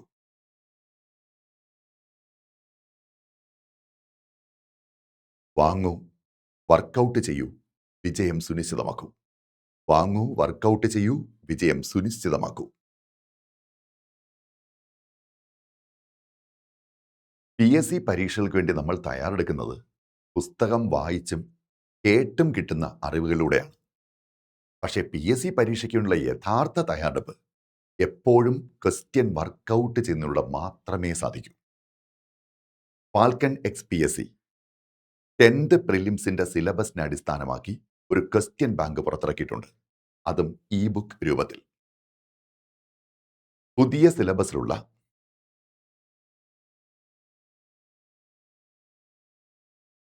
PSC പരീക്ഷകൾക്ക് വേണ്ടി നമ്മൾ തയ്യാറെടുക്കുന്നത് പുസ്തകങ്ങൾ വായിച്ചും കേട്ടും കിട്ടുന്ന അറിവുകളിലൂടെയാണ്. പക്ഷേ പരീക്ഷയ്ക്കുള്ള യഥാർത്ഥ തയ്യാറെടുപ്പ് ക്വസ്റ്റ്യൻ വർക്കൗട്ട് ചെയ്യുന്നതിലൂടെ മാത്രമേ സാധിക്കൂ. ഫാൽക്കൺ എക്സ് PSC 10th പ്രിലിംസിന് വേണ്ടിയുള്ള ഒരു ക്വസ്റ്റ്യൻ ബാങ്ക് പുറത്തിറക്കിയിട്ടുണ്ട്. അതും ബുക്ക് രൂപത്തിൽ. പുതിയ സിലബസും പുതിയ ക്വസ്റ്റ്യൻ പാറ്റേണും അനുസരിച്ചുള്ള 20 ഫുൾ സെറ്റ് ക്വസ്റ്റ്യൻസ്, 2000 ക്വസ്റ്റ്യൻസ് ഇതിലൂടെ നിങ്ങൾക്ക് വർക്കൗട്ട് ചെയ്യാം. ഫാൽക്കൺ എക്സ് PSCയുടെ ആപ്പിൽ നിന്ന് നിങ്ങൾക്ക് ഈ ബുക്ക് ഡൗൺലോഡ് ചെയ്യാവുന്നതാണ്.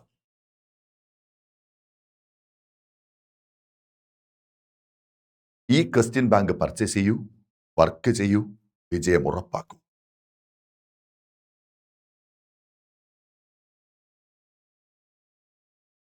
നമ്മുടെ അടുത്ത ചോദ്യത്തിലേക്ക് വരാം. Fill up the blank with the correct phrasal verb. The meeting was dash due to the manager's illness. Okay, എന്താണ് the meeting was dash due to the manager's illness? നമ്മൾ ആലോചിക്കുക, മാനേജർക്ക് സുഖമില്ല, മാനേജറുടെ രോഗം കാരണമായിട്ട് മീറ്റിംഗ് ഡാഷ് ചെയ്യപ്പെട്ടു, മാറ്റിവെക്കപ്പെട്ടു അല്ലെ? വേണ്ടെന്ന് വെക്കുകയല്ല, മാറ്റിവെക്കുകയാണ്. മാറ്റിവെക്കുക എന്നർത്ഥം വരുന്ന ഫ്രൈസൽ വെർബാണ് പുട്ട് ഓഫ് അല്ലെ? Put off. Put off means postpone, മാറ്റിവെക്കുക. ഓക്കെ, ഇത് പഠിക്കുമ്പോൾ ഒരു കാര്യം കൂടെ ശ്രദ്ധിക്കണേ. നമുക്ക് പുട്ട് ഓഫ് ഉണ്ട്, അതുപോലെ കോൾ ഓഫ് ഉണ്ട്. കോൾ ഓഫ് എന്ന് പറഞ്ഞാൽ അത് മാറ്റിവെക്കലല്ല, അത് ക്യാൻസൽ എന്നാണ്. എന്ന് പറഞ്ഞാൽ അത് വേണ്ട എന്ന് വെക്കുകയാണ്. ഓക്കെ, ഒരിക്കൽ PSC ചോദിച്ചൊരു ചോദ്യം ഇങ്ങനെയുണ്ട്. There was only one candidate for the post. There was only one candidate for the post.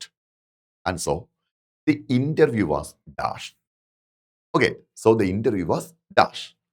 നിങ്ങൾ ഓർത്ത് നോക്കിയേ, ഒരു പോസ്റ്റിലേക്ക് ഒരാൾ മാത്രമേ ഉള്ളൂ. പിന്നെ ഇന്റർവ്യൂ നടത്താനും റാങ്ക് ലിസ്റ്റ് നടത്താനും ഒന്നും ഇല്ലല്ലോ. അപ്പോൾ ഇന്റർവ്യൂ വേണ്ടെന്ന് വെച്ചാൽ പോരെ, മാറ്റിവെക്കേണ്ട കാര്യമില്ലല്ലോ, വേണ്ടെന്ന് വെച്ചാൽ പോരെ. സോ വേണ്ടെന്ന് വെച്ചു, called off. Called off. Okay, അവിടെ ഒരിക്കലും നിങ്ങൾ പുട്ട് ഓഫ് എന്ന് ആൻസർ ചെയ്യാൻ പാടില്ല. ഇനി എന്താണ് പുട്ട് ഓൺ? നമ്മൾ എല്ലാവരും പറയുന്ന ഒരു മീനിങ് ഉണ്ട്, വെയർ അല്ലെ? ഹരിക്കുക എന്നർത്ഥം വരുന്ന വാക്കാണ് പുട്ട് ഓൺ. പക്ഷെ ആരും ശ്രദ്ധിക്കാത്തൊരു കാര്യമുണ്ട്, ഈ പുട്ട് ഓൺ എന്ന വാക്കിന് അസ്യൂം എന്നൊരു മീനിങ് ഉണ്ട്. ഓക്കെ, അസ്യൂം എന്ന് വെച്ചാലും അണിയുക എന്ന് തന്നെയാണ് കേട്ടോ. പക്ഷെ അത് വസ്ത്രമല്ല. ഭാവമണിയുക എന്നൊക്കെ പറയത്തില്ലേ, അവനൊരു നിഷ്കളങ്ക ഭാവം അണിഞ്ഞു. അസ്യൂംഡ് അൻ എയർ ഓഫ് ഇന്നസെൻസ്. അസ്യൂംഡ് അൻ എയർ ഓഫ് ഇന്നസെൻസ്. അവിടെയും നമുക്ക് ഏത് വാക്ക് ഉപയോഗിക്കാം? പുട്ട് ഓൺ എന്ന വാക്ക് ഉപയോഗിക്കാം. ഓക്കെ, ഇനി പുട്ടപ്പ് എന്ന വാക്കിന് എസ്റ്റാബ്ലിഷ് എന്നർത്ഥമുണ്ട് അല്ലെ? സ്ഥാപിക്കുക. എസ്റ്റാബ്ലിഷ് എന്ന് പറഞ്ഞാൽ സ്ഥാപിക്കുക. ഓക്കെ ആണേ? ESTABLISH. എസ്റ്റാബ്ലിഷ് എന്ന് പറഞ്ഞാൽ സ്ഥാപിക്കുക. ഓക്കെ ആണേ? അതുപോലെ ഇറക്റ്റ്, ഉയരത്തിലോ മറ്റോ ഉറപ്പിക്കുക എന്നർത്ഥം വരുന്ന വാക്കുണ്ട്. ഫിക്സ് എന്ന അർത്ഥത്തിൽ ഉപയോഗിക്കാറുണ്ട്. ഓക്കെ, ഇങ്ങനെയൊക്കെ നമുക്ക് പുട്ടപ്പ് എന്ന വാക്ക് ഉപയോഗിക്കാം. എന്നാൽ പുട്ടപ്പ് വിത്ത് എന്ന് വരികയാണെങ്കിൽ അത് ടോളറേറ്റ് അല്ലെങ്കിൽ അഡ്ജസ്റ്റ് ആണ്. പുട്ടപ്പ് വിത്ത് എന്ന് പറഞ്ഞാൽ ടോളറേറ്റ് അല്ലെങ്കിൽ അഡ്ജസ്റ്റ് എന്നാണ്. ഓക്കെ ആണേ? ഇനി പുട്ട് ഔട്ട് നമുക്കറിയാം, അതിന്റെ അർത്ഥം എക്സ്റ്റിങ്ക്യൂഷ് എന്നാണ് അല്ലെ? അണയ്ക്കുക, തീ അണയ്ക്കുക എന്നർത്ഥം വരുന്ന ഫ്രൈസൽ വെർബാണ് എക്സ്റ്റിങ്ക്യൂഷ് അഥവാ പുട്ട് ഔട്ട്. ഓക്കെ, എങ്കിൽ നമുക്ക് അടുത്തിലേക്ക് നീങ്ങിയാലോ? അടുത്ത ചോദ്യം, replace the word underline with it synonym. Replace the word underline with it synonym. Okay, underlined word ഇപ്പൊ തൽക്കാലം ഇല്ല, നമുക്ക് അതിന് അണ്ടർലൈൻ ചെയ്യാം. Perseverance. Okay okay, Bobby's success was the result of perseverance. എന്താണ് പെർസിവിയറൻസ്? ആ വാക്കിന് അർത്ഥം അറിയോ? ഹാർഡ് വർക്ക്, കഠിനാധ്വാനം. നമ്മൾ പ്രയത്നം എന്ന് പറയത്തില്ലേ, കഠിന പ്രയത്നം, അതാണ് പെർസിവിയറൻസ്. ഓക്കെ, ഇനി ഇന്റലിജൻസ് എന്ന് പറഞ്ഞാൽ ബുദ്ധിയാണ്. പെർസിവിയറൻസും ബുദ്ധിയും തമ്മിൽ ബന്ധമൊന്നുമില്ല അല്ലെ? പെർസിസ്റ്റൻസ് എന്ന് പറഞ്ഞാൽ ഒരു കാര്യത്തിൽ ഉറച്ചു നിന്ന് സ്ഥിരമായി പ്രവർത്തിക്കലാണ്. മനസ്സിലായോ?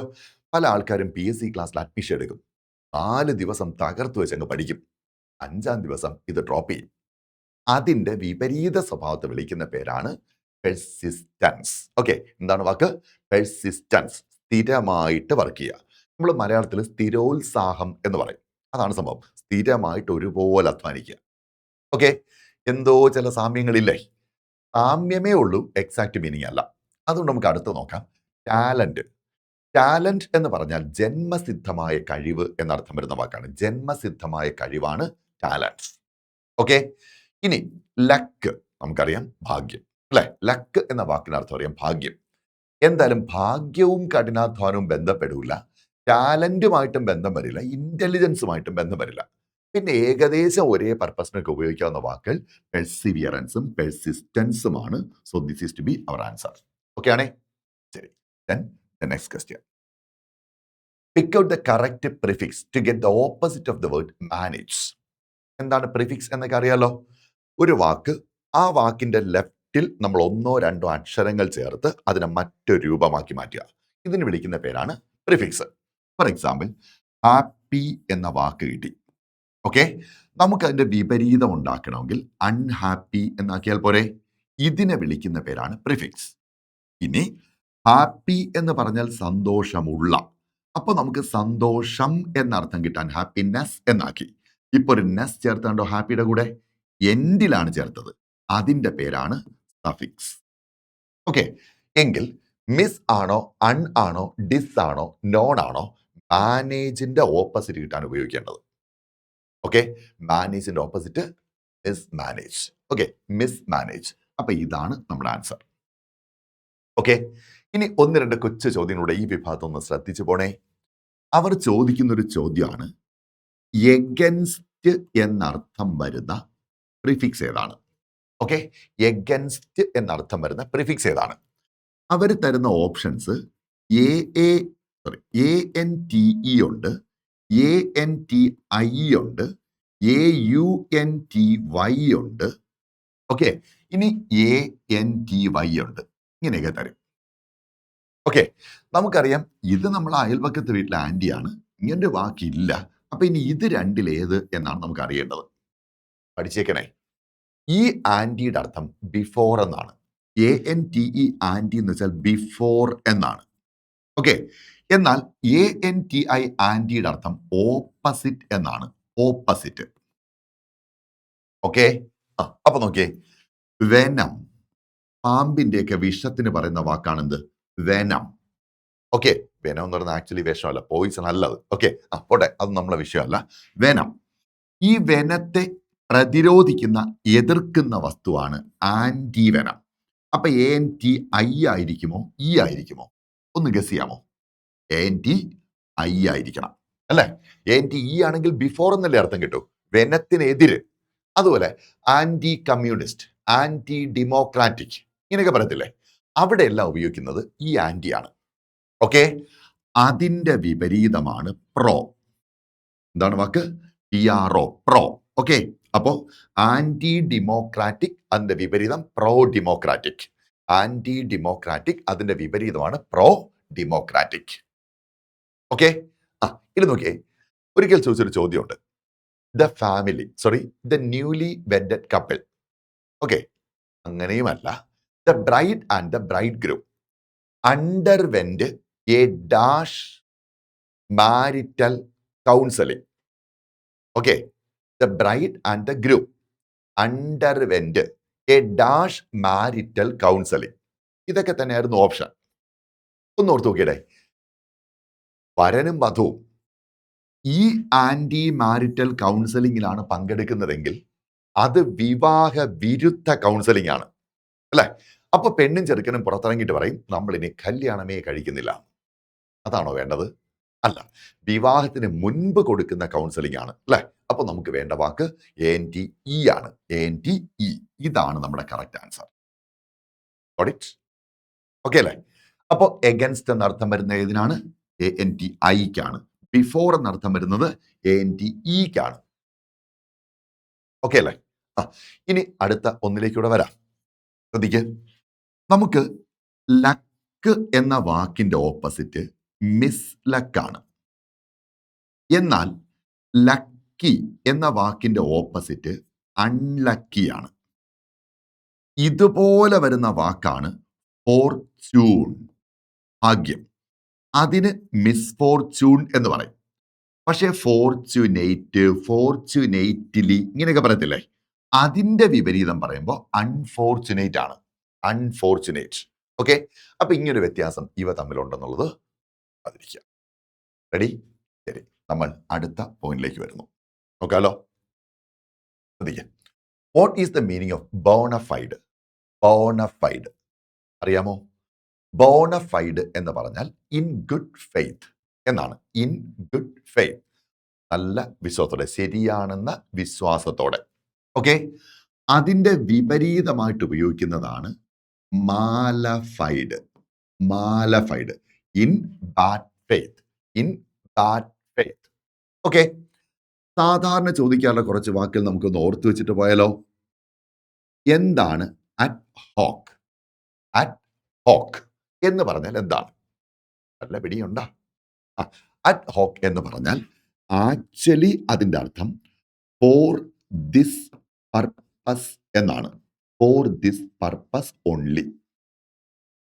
ഓക്കെ, അതായത് സ്ഥിരം കമ്മിറ്റികളുടെ സ്ഥാപനത്തിനൊക്കെ നമ്മളൊരു ഉത്സവം നടത്തുമ്പോൾ ഈ സ്ഥിരം കമ്മിറ്റിക്ക് പുറമെ തൽക്കാലത്തേക്ക് കുറച്ച് കമ്മിറ്റി ഉണ്ടാക്കും.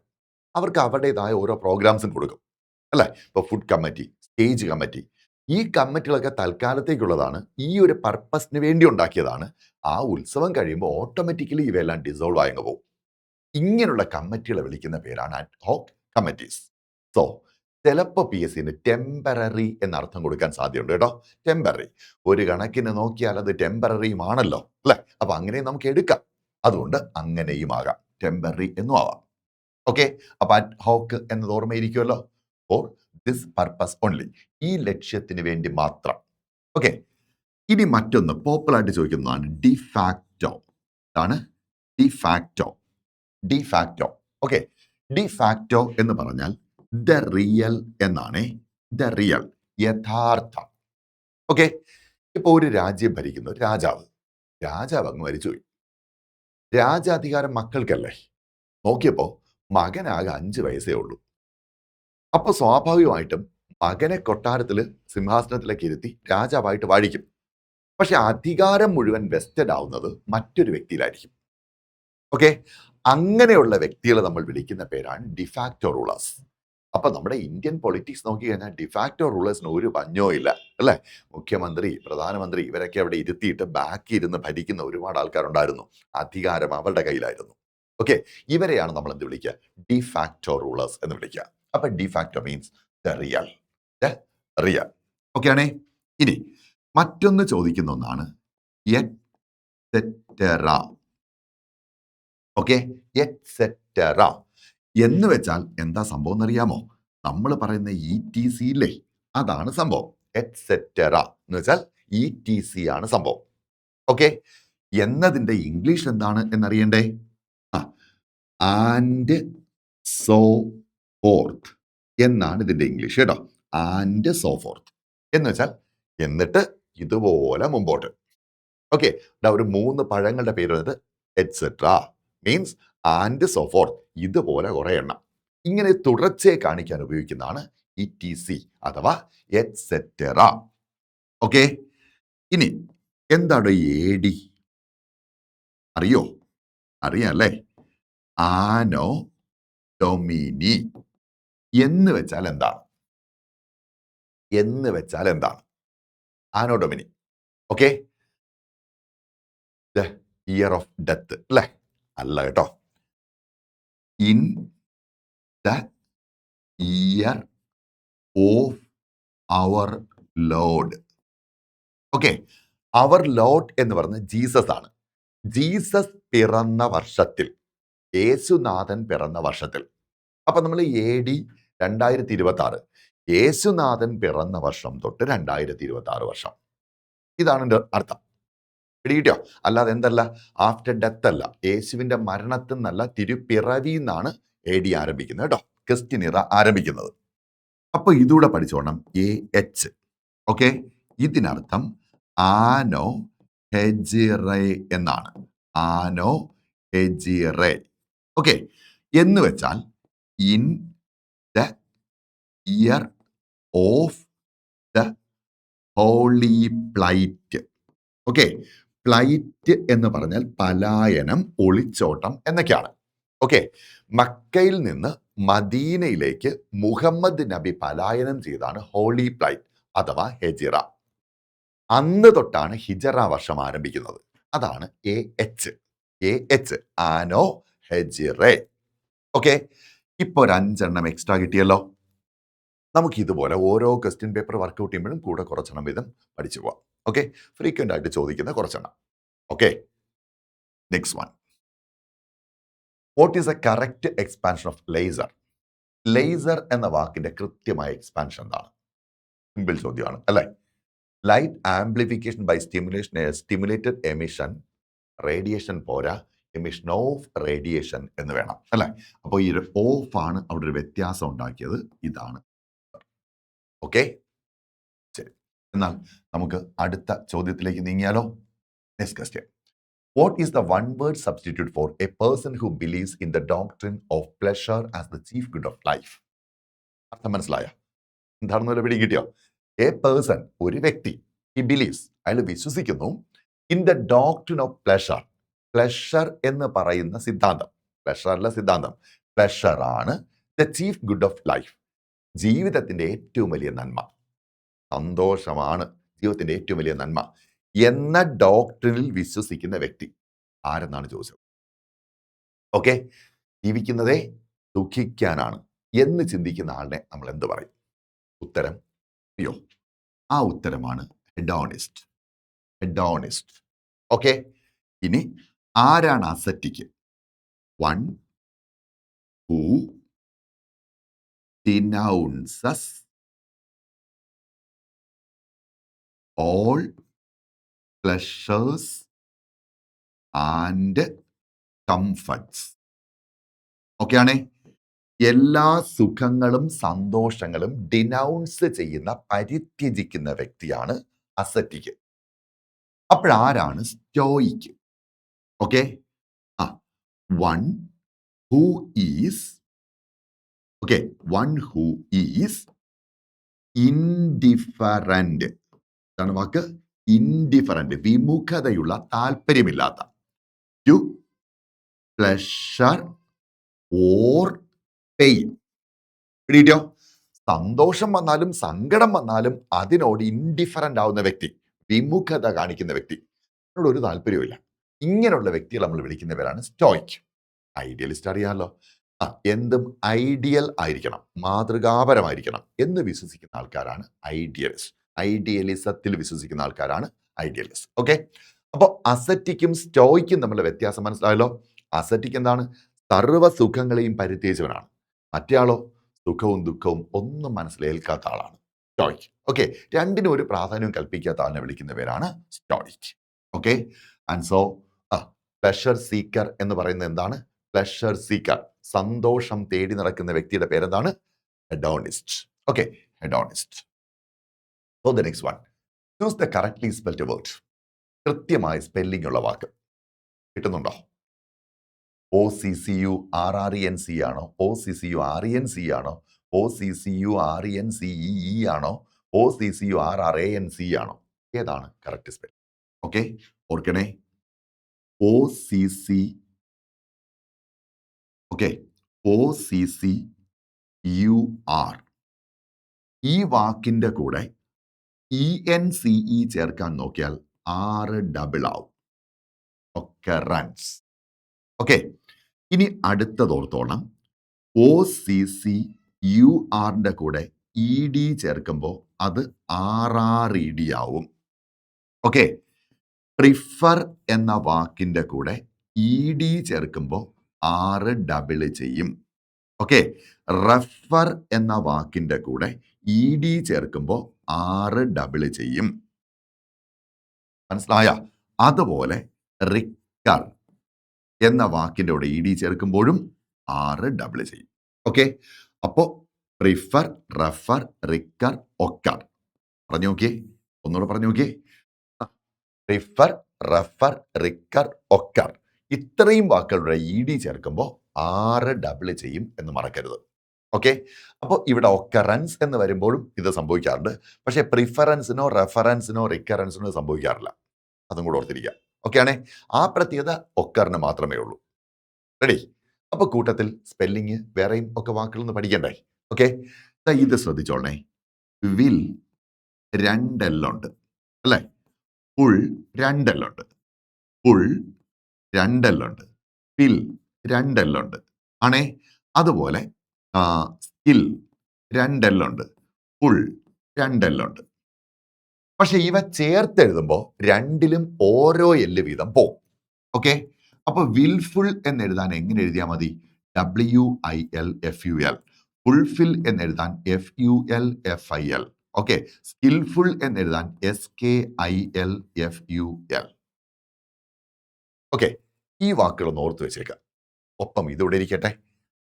സാധാരണ ഇ എന്ന് ലോങ് സൗണ്ട് കിട്ടാൻ IE എന്നെഴുതണം. Okay, for example chief. കണ്ടല്ലോ, ഇതിന് പകരം ഓക്കെ IEക്ക് പകരം EI എന്ന് വരുന്ന വാക്കുകളാണ് RECEIVE റിസീവ്. ഓക്കെ, പിന്നെ PERCEIVE perceive, CONCEIVE conceive, DECEIVE deceive. Okay, receive, perceive, conceive, deceive. ഇത്രയും വാക്കുകൾക്ക് IE അല്ല ഉള്ളത്, പകരം EI ആണ്. Ready? Next, which word means having a harmful effect? Okay, having a harmful effect. Pernicious, perilous, precious, perceptive. അല്ല, എവിടെയും കിട്ടിയ? ശ്രദ്ധിക്കണേ.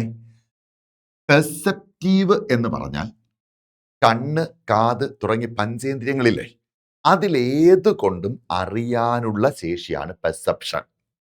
പിടിട്ടോ, കണ്ണുകൊണ്ട് കാണുന്നതും പെർസെപ്ഷനാണ്, ചെവി കൊണ്ട് കേൾക്കുന്നതും പെർസെപ്ഷനാണ്. നമ്മൾ കാഴ്ചയാണ് കൂടുതൽ പറയുന്നതെങ്കിലും 5 ഇന്ദ്രിയങ്ങളുടെ ഏതുകൊണ്ട് അനുഭവിച്ചറിയുന്നതും പെർസെപ്ഷനാണ്. ഓക്കെ, അപ്പൊ പെർസെപ്റ്റീവ്. അടുത്തേക്ക് അറിയാലോ, പ്രീഷ്യസ്. പ്രഷ്യസ് എന്ന് പറയാം, പ്രീഷ്യസ് എന്നാണ് വാക്ക് പറയേണ്ടത് കേട്ടോ. പ്രീഷ്യസ്. പ്രീഷ്യസ് എന്ന് പറഞ്ഞാൽ അർത്ഥം എന്താണ്? അമൂല്യമായ, വിലപ്പെട്ട. Next one, പെരിലസ്. പെരിൽ എന്ന് പറഞ്ഞാൽ ഡേഞ്ചർ എന്നാണ്. അപ്പൊ പെരിലസ് എന്ന് പറഞ്ഞാൽ ഡേഞ്ചറസ് എന്നാണ്. ഓക്കെ, ഇനി അടുത്തത് പെർനീഷ്യസ്. ഇനി ആകാതല്ലേ നമുക്കൊരു ചാൻസ് ഉള്ളൂ അല്ലേ? Okay, having a harmful effect. Okay, അതിൽ ഒരു വാക്കുകൂടെ ഉണ്ട്, having A സറ്റിൽ harmful effect.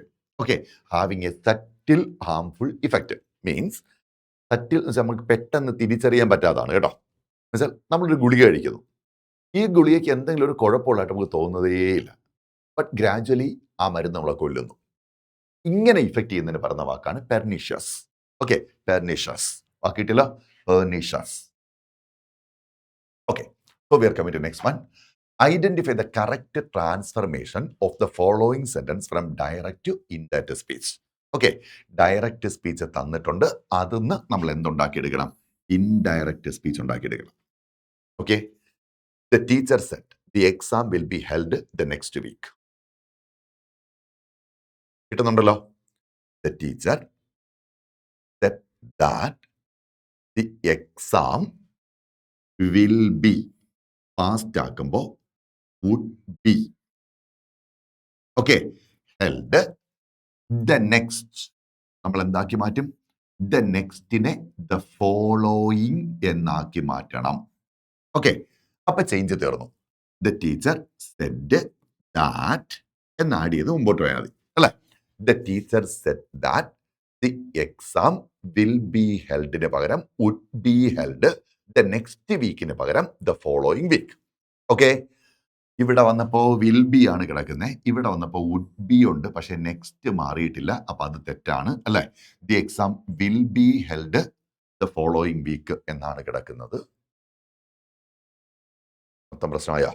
Okay, the following week എന്നാണ് കിടക്കുന്നത്. ഇനി the teacher said that the exam will be held എന്നാണ് വന്നേക്കുന്നത്, അത് തെറ്റ്, ഇത് തെറ്റ്, ഇതും തെറ്റ്. ടെൻസ് കറക്റ്റ് മാറിയത് ഇവിടെ ഉള്ളൂ. ഓക്കെ, ഇനി next week the following week ആകേണ്ടതാണ്, പക്ഷെ ഇവിടെ എന്തുകൊണ്ടോ അത് മാറ്റിയിട്ടില്ല. സോ PSC മാർക്ക് കൊടുത്തിട്ടുണ്ടാവുക ഇതിനായിരിക്കണം. ഓക്കെ, രാവിലെ സംബന്ധിച്ച് ടെൻസ് വളരെ പ്രധാനമാണ്, ടെൻസ് മാറ്റിയേ പറ്റൂ. ഓക്കെ, അതുകൊണ്ട് ഇതിനായിരിക്കണം മാർക്ക് കൊടുത്തത്. റെഡി? ശരി, അടുത്തേക്ക് വന്നാലോ? പോകുന്നതിന് മുമ്പ് 1-2 കാര്യം പറഞ്ഞോട്ടെ. ഈ ടോൾഡ് എന്ന വാക്ക് ഇങ്ങനെ ഉപയോഗിച്ചോളൂ കേട്ടോ. ഒന്നുകിൽ ടോൾഡ് എന്ന് പറഞ്ഞിട്ട് ടോൾഡ് മീ, ഇങ്ങനെ ആരോട് പറഞ്ഞു എന്ന് പറയണം, ഇതൊക്കെയാണ്. എന്നാൽ ടോൾഡ് ടു മീ എന്ന് പറഞ്ഞൂടാ, അത് തെറ്റാണ്. ഓക്കെ, ഇനി എന്നാൽ പാസീവ് വോയിസിലാക്കിയിട്ട് നമുക്ക് വേണമെങ്കിൽ വാസ് ടോൾഡ് ദാറ്റ്, ഇങ്ങനെ നമുക്ക് പറയാം. Was told that. പാസീവ് ആക്കണം, ആദ്യം ഇതുപോലെ പാസീവ് ആക്കണം. ആക്കിയാൽ നമുക്കിവിടെ മീ വേണമെന്നില്ല. ഓക്കെ, പക്ഷെ എപ്പോഴെങ്കിലും നമ്മൾ ടോൾഡ് ദാറ്റ് എന്നാണ് പറയുന്നതെങ്കിൽ അത് തെറ്റാണ് കേട്ടോ. ടോൾഡ് ദാറ്റ് എന്ന് മാത്രം പറഞ്ഞാൽ തെറ്റാണ്. വാസ് ടോൾഡ് ദാറ്റ് എന്ന് പറയാം, അത് പാസീവ് ആയതുകൊണ്ട്. ആക്റ്റീവ്സ് ആണെങ്കിൽ ടോൾഡ് മീ ദാറ്റ് എന്ന് പറയണം. ഇനി ഈ ആരോട് പറഞ്ഞു എന്ന് പറയാൻ പറ്റാത്തപ്പോഴോ നമ്മൾ പകരം പറയേണ്ടത് സെറ്റ് ദാറ്റ് എന്നാണ്. അതിന് കുഴപ്പമില്ല കേട്ടോ. ആരോട് പറഞ്ഞു എന്ന് പറയുന്നില്ലെങ്കിൽ നമ്മൾ സെറ്റ് ദാറ്റ് എന്നേ പറയാം. ഓക്കെ, അപ്പോൾ ഇവിടെ ടോൾഡ് മീ ദാറ്റ് കുഴപ്പമില്ല. ടോൾഡ് ടു മീ ദാറ്റ് എന്ന് പറയരുത്. വാസ് ടോൾഡ് ദാറ്റ് അത് പറയാം. ഓക്കെ, ടോൾഡ് ദാറ്റ് എന്ന് മാത്രമായിട്ട് പറയുന്നത് തെറ്റാണ്. സെറ്റ് ദാറ്റ് എന്ന് പറയണം, ടോൾഡ് ദാറ്റ് എന്ന് പറയുന്നതിന് പകരം. ഓക്കെ, ശരി, അടുത്തിലേക്ക് വരാം. Which of the following words is A സിനോണിയം of abundant? Which of the following words is A സിനോണിയം of abundant? അതിനാദ്യം അബൻഡന്റ് എന്ന വാക്കിന്റെ അർത്ഥം അറിയണ്ടേ. അബൻഡന്റ് എന്ന വാക്കിന്റെ അർത്ഥം എന്താ? സമൃദ്ധമായ, ധാരാളിത്തം നിറഞ്ഞ എന്നൊക്കെയാണ് അർത്ഥം കേട്ടോ. സമൃദ്ധമായ എന്നർത്ഥം വരുന്ന വാക്കാണ് അബൻഡൻസ്. ഓക്കെ, അങ്ങനെയാണെങ്കിൽ സമൃദ്ധമായതല്ലാത്തത്, സോറി, സിനോണിയമാണ് വേണ്ടത് അല്ലെ. അപ്പൊ സെയിം വേർഡ്. മീഗർ എന്ന വാക്കറിയാമോ? ഇൻസഫിഷ്യന്റ്. മീഗർ എന്ന് പറഞ്ഞാൽ ഇൻസഫിഷ്യന്റ്, വേണ്ടോളമില്ലാത്ത. ഓക്കെ, പ്ലെന്റിഫുൾ എന്ന് പറഞ്ഞാൽ ധാരാളമായിട്ടുള്ളത്, സമൃദ്ധമായിട്ടുള്ളത്. സ്കെയേഴ്സ് എന്ന് പറഞ്ഞാൽ ദുർലഭമായത്. പേഴ്സ് എന്ന് പറഞ്ഞാലും ദുർലഭമായത്. ഓക്കെ, അപ്പോൾ ഏത് മാത്രമേ ഉള്ളൂ ഇതിന് സിനോണിയമായിട്ടുള്ളത്? പ്ലെന്റിഫുൾ. ഓക്കെ, അപ്പോൾ ബാക്കി വാക്കുകൾ നോക്കിയേ. മീഗറും സ്കേഴ്സും സ്പേഴ്സും എന്തുവാണ്? സിനോണിയംസ് ആണ്. ഓക്കെ, മീഗർ, സ്കേഴ്സ്, അതുപോലെ സ്പാസ്. ഓക്കെ, ഇതിന്റെ എല്ലാം അർത്ഥം നമുക്ക് എന്ത് പറയാം? ഇൻസഫിഷ്യന്റ്, വേണ്ടുവോളമില്ലാത്ത കേട്ടോ. ഇൻസഫിഷ്യന്റ് എന്ന് പറയാം. ഓക്കെ, ശരി, എന്നാ പിന്നെ നമുക്ക് അടുത്തിലേക്ക് വരാം. നോക്ക്, what is the best antonym for miserly? Okay, ഈ ചോദ്യം PSCയുടെ ചോദ്യം ഇതുവരെ നമ്മൾ എടുത്തു വെച്ചേക്കാണ്. പക്ഷെ ഒരു കുഴപ്പമുണ്ട്. മൈസർലി എന്ന വാക്കിന്റെ സ്പെല്ലിങ് MISERLY ആണ് കേട്ടോ. MISERLY. ഓക്കെ, ഈ മൈസർലി എന്ന വാക്കിന്റെ ആന്റോണിയമാണ്, വിപരീത പദമാണ് ചോദിച്ചേക്കുന്നത്. ഏതാ മൈസർലിയുടെ വിപരീതം അറിയോ? മൈസർലി എന്തുവാ? ലുപ്തുള്ള, സ്പെൻഡ് ചെയ്യാൻ ഒട്ടും താല്പര്യമില്ലാത്ത. അപ്പൊ അതിന്റെ വിപരീതം ഇഷ്ടം പോലെ ചെലവഴിക്കാൻ തയ്യാറുള്ള. ആരാന്ന് പിടിയിട്ടോ? ജനറസ്. ഓക്കെ, ത്രിഫ്റ്റി എന്ന് പറഞ്ഞാൽ അൺവില്ലിങ് ടു സ്പെൻഡ് എന്നാണ്. അൺവില്ലിങ് ടു സ്പെൻഡ് ഒരു കുരുക്കൊണ്ട്, അതിന് അവസാനം പറയാൻ ശ്രദ്ധിക്കണം. ത്രിഫ്റ്റി എന്ന് വെച്ചാൽ അൺവില്ലിങ് ടു സ്പെൻഡ് ആണ്. ഗ്രീഡി എന്ന് വെച്ചാൽ not at all ready to spend ആണ്. ഓക്കെ, പണം മൊത്തം ഇങ്ങോട്ട് പിടിച്ചു വയ്ക്കുക, അങ്ങോട്ട് ഒന്നും കൊടുക്കാത്ത ആളാണ് ഗ്രീഡി. ഇനി ഫ്രൂഗൽ എന്ന് പറഞ്ഞാൽ സ്പെൻഡിങ് കെയർഫുള്ളി എന്നാണ്. വളരെ ശ്രദ്ധയോടെ മാത്രം ചിലവഴിക്കുന്ന ആളാണ് ഫ്രൂഗൽ പേഴ്സൺ. ഓക്കെ, അപ്പോൾ ത്രിഫ്റ്റിയും ഗ്രീഡിയും ഫ്രൂഗലും ഒക്കെ മൈസർലിയുടെ വേറെ രൂപമാണ്. ഓക്കെ, ആരും പൈസ ചെലവാക്കില്ല, ഇതിലാരും പൈസ ചെലവാക്കില്ല. ഓക്കെ, അപ്പോഴൊരു കാര്യം ഓർത്തോണേ. ത്രിഫ്റ്റി എന്ന് വെച്ചാൽ അർത്ഥം എന്തുവാ? പൈസ ചെലവാക്കാൻ താല്പര്യം ഇല്ലാത്തതെന്നല്ലേ. പക്ഷെ അങ്ങനാണെങ്കിൽ സ്പെൻഡ്ത്രിഫ്റ്റ് എന്താണെന്ന് അറിയാമോ?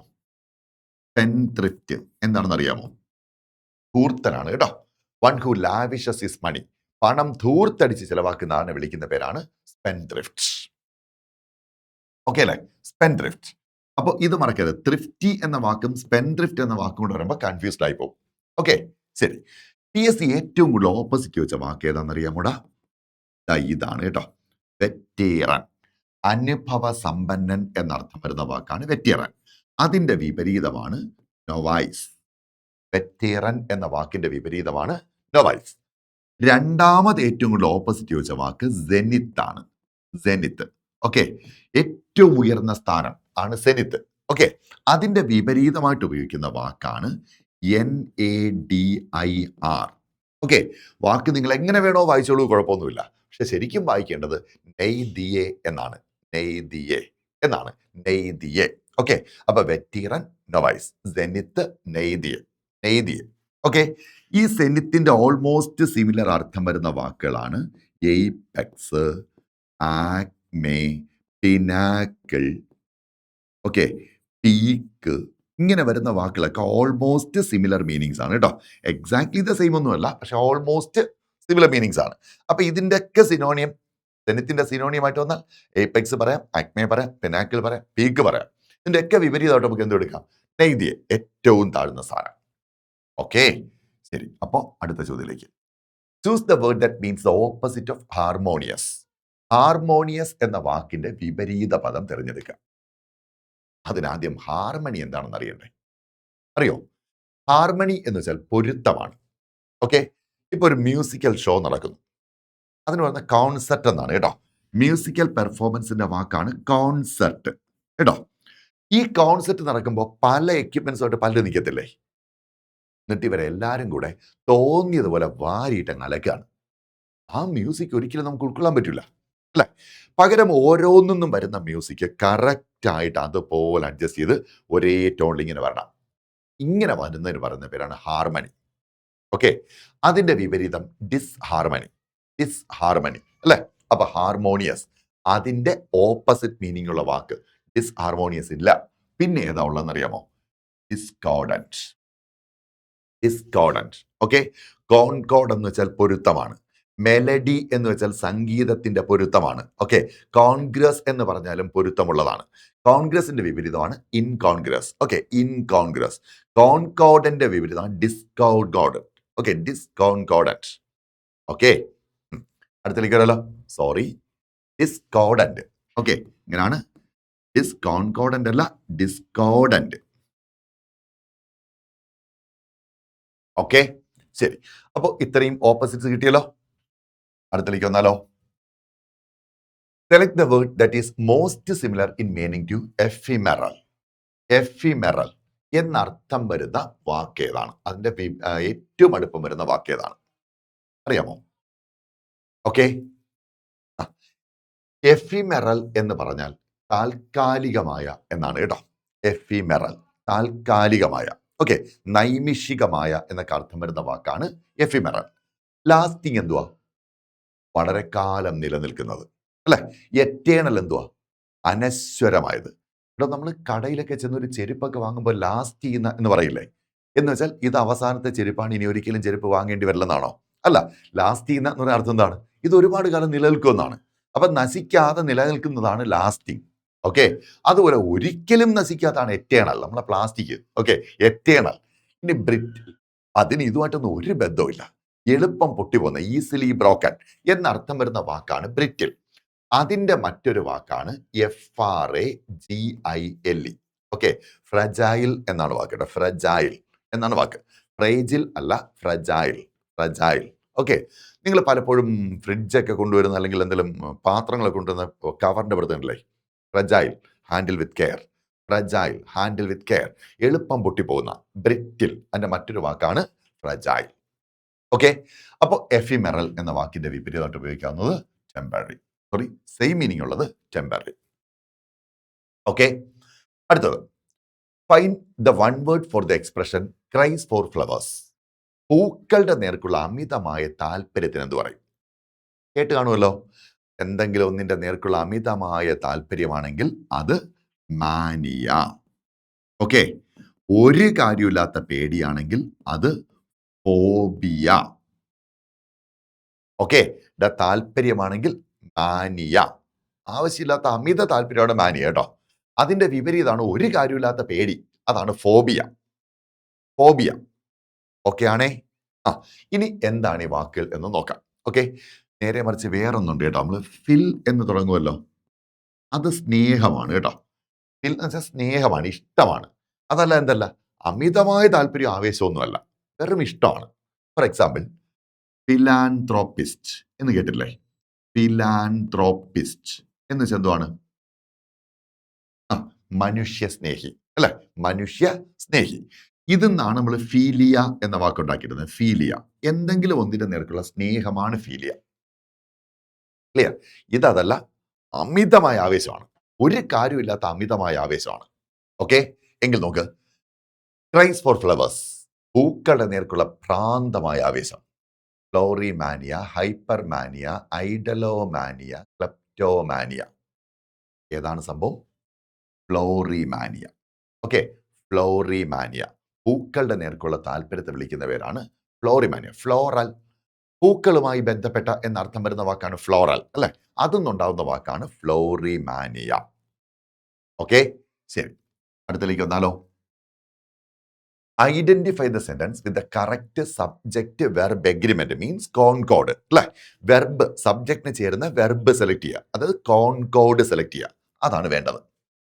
The group of students is going on a field trip tomorrow. The group of students is ചേരുമോ നോക്കണം. ഓക്കെ, അടുത്ത് she and her brother goes ചേരുമോ നോക്കണം. അടുത്തത് the car parked in the ഡ്രൈവേ.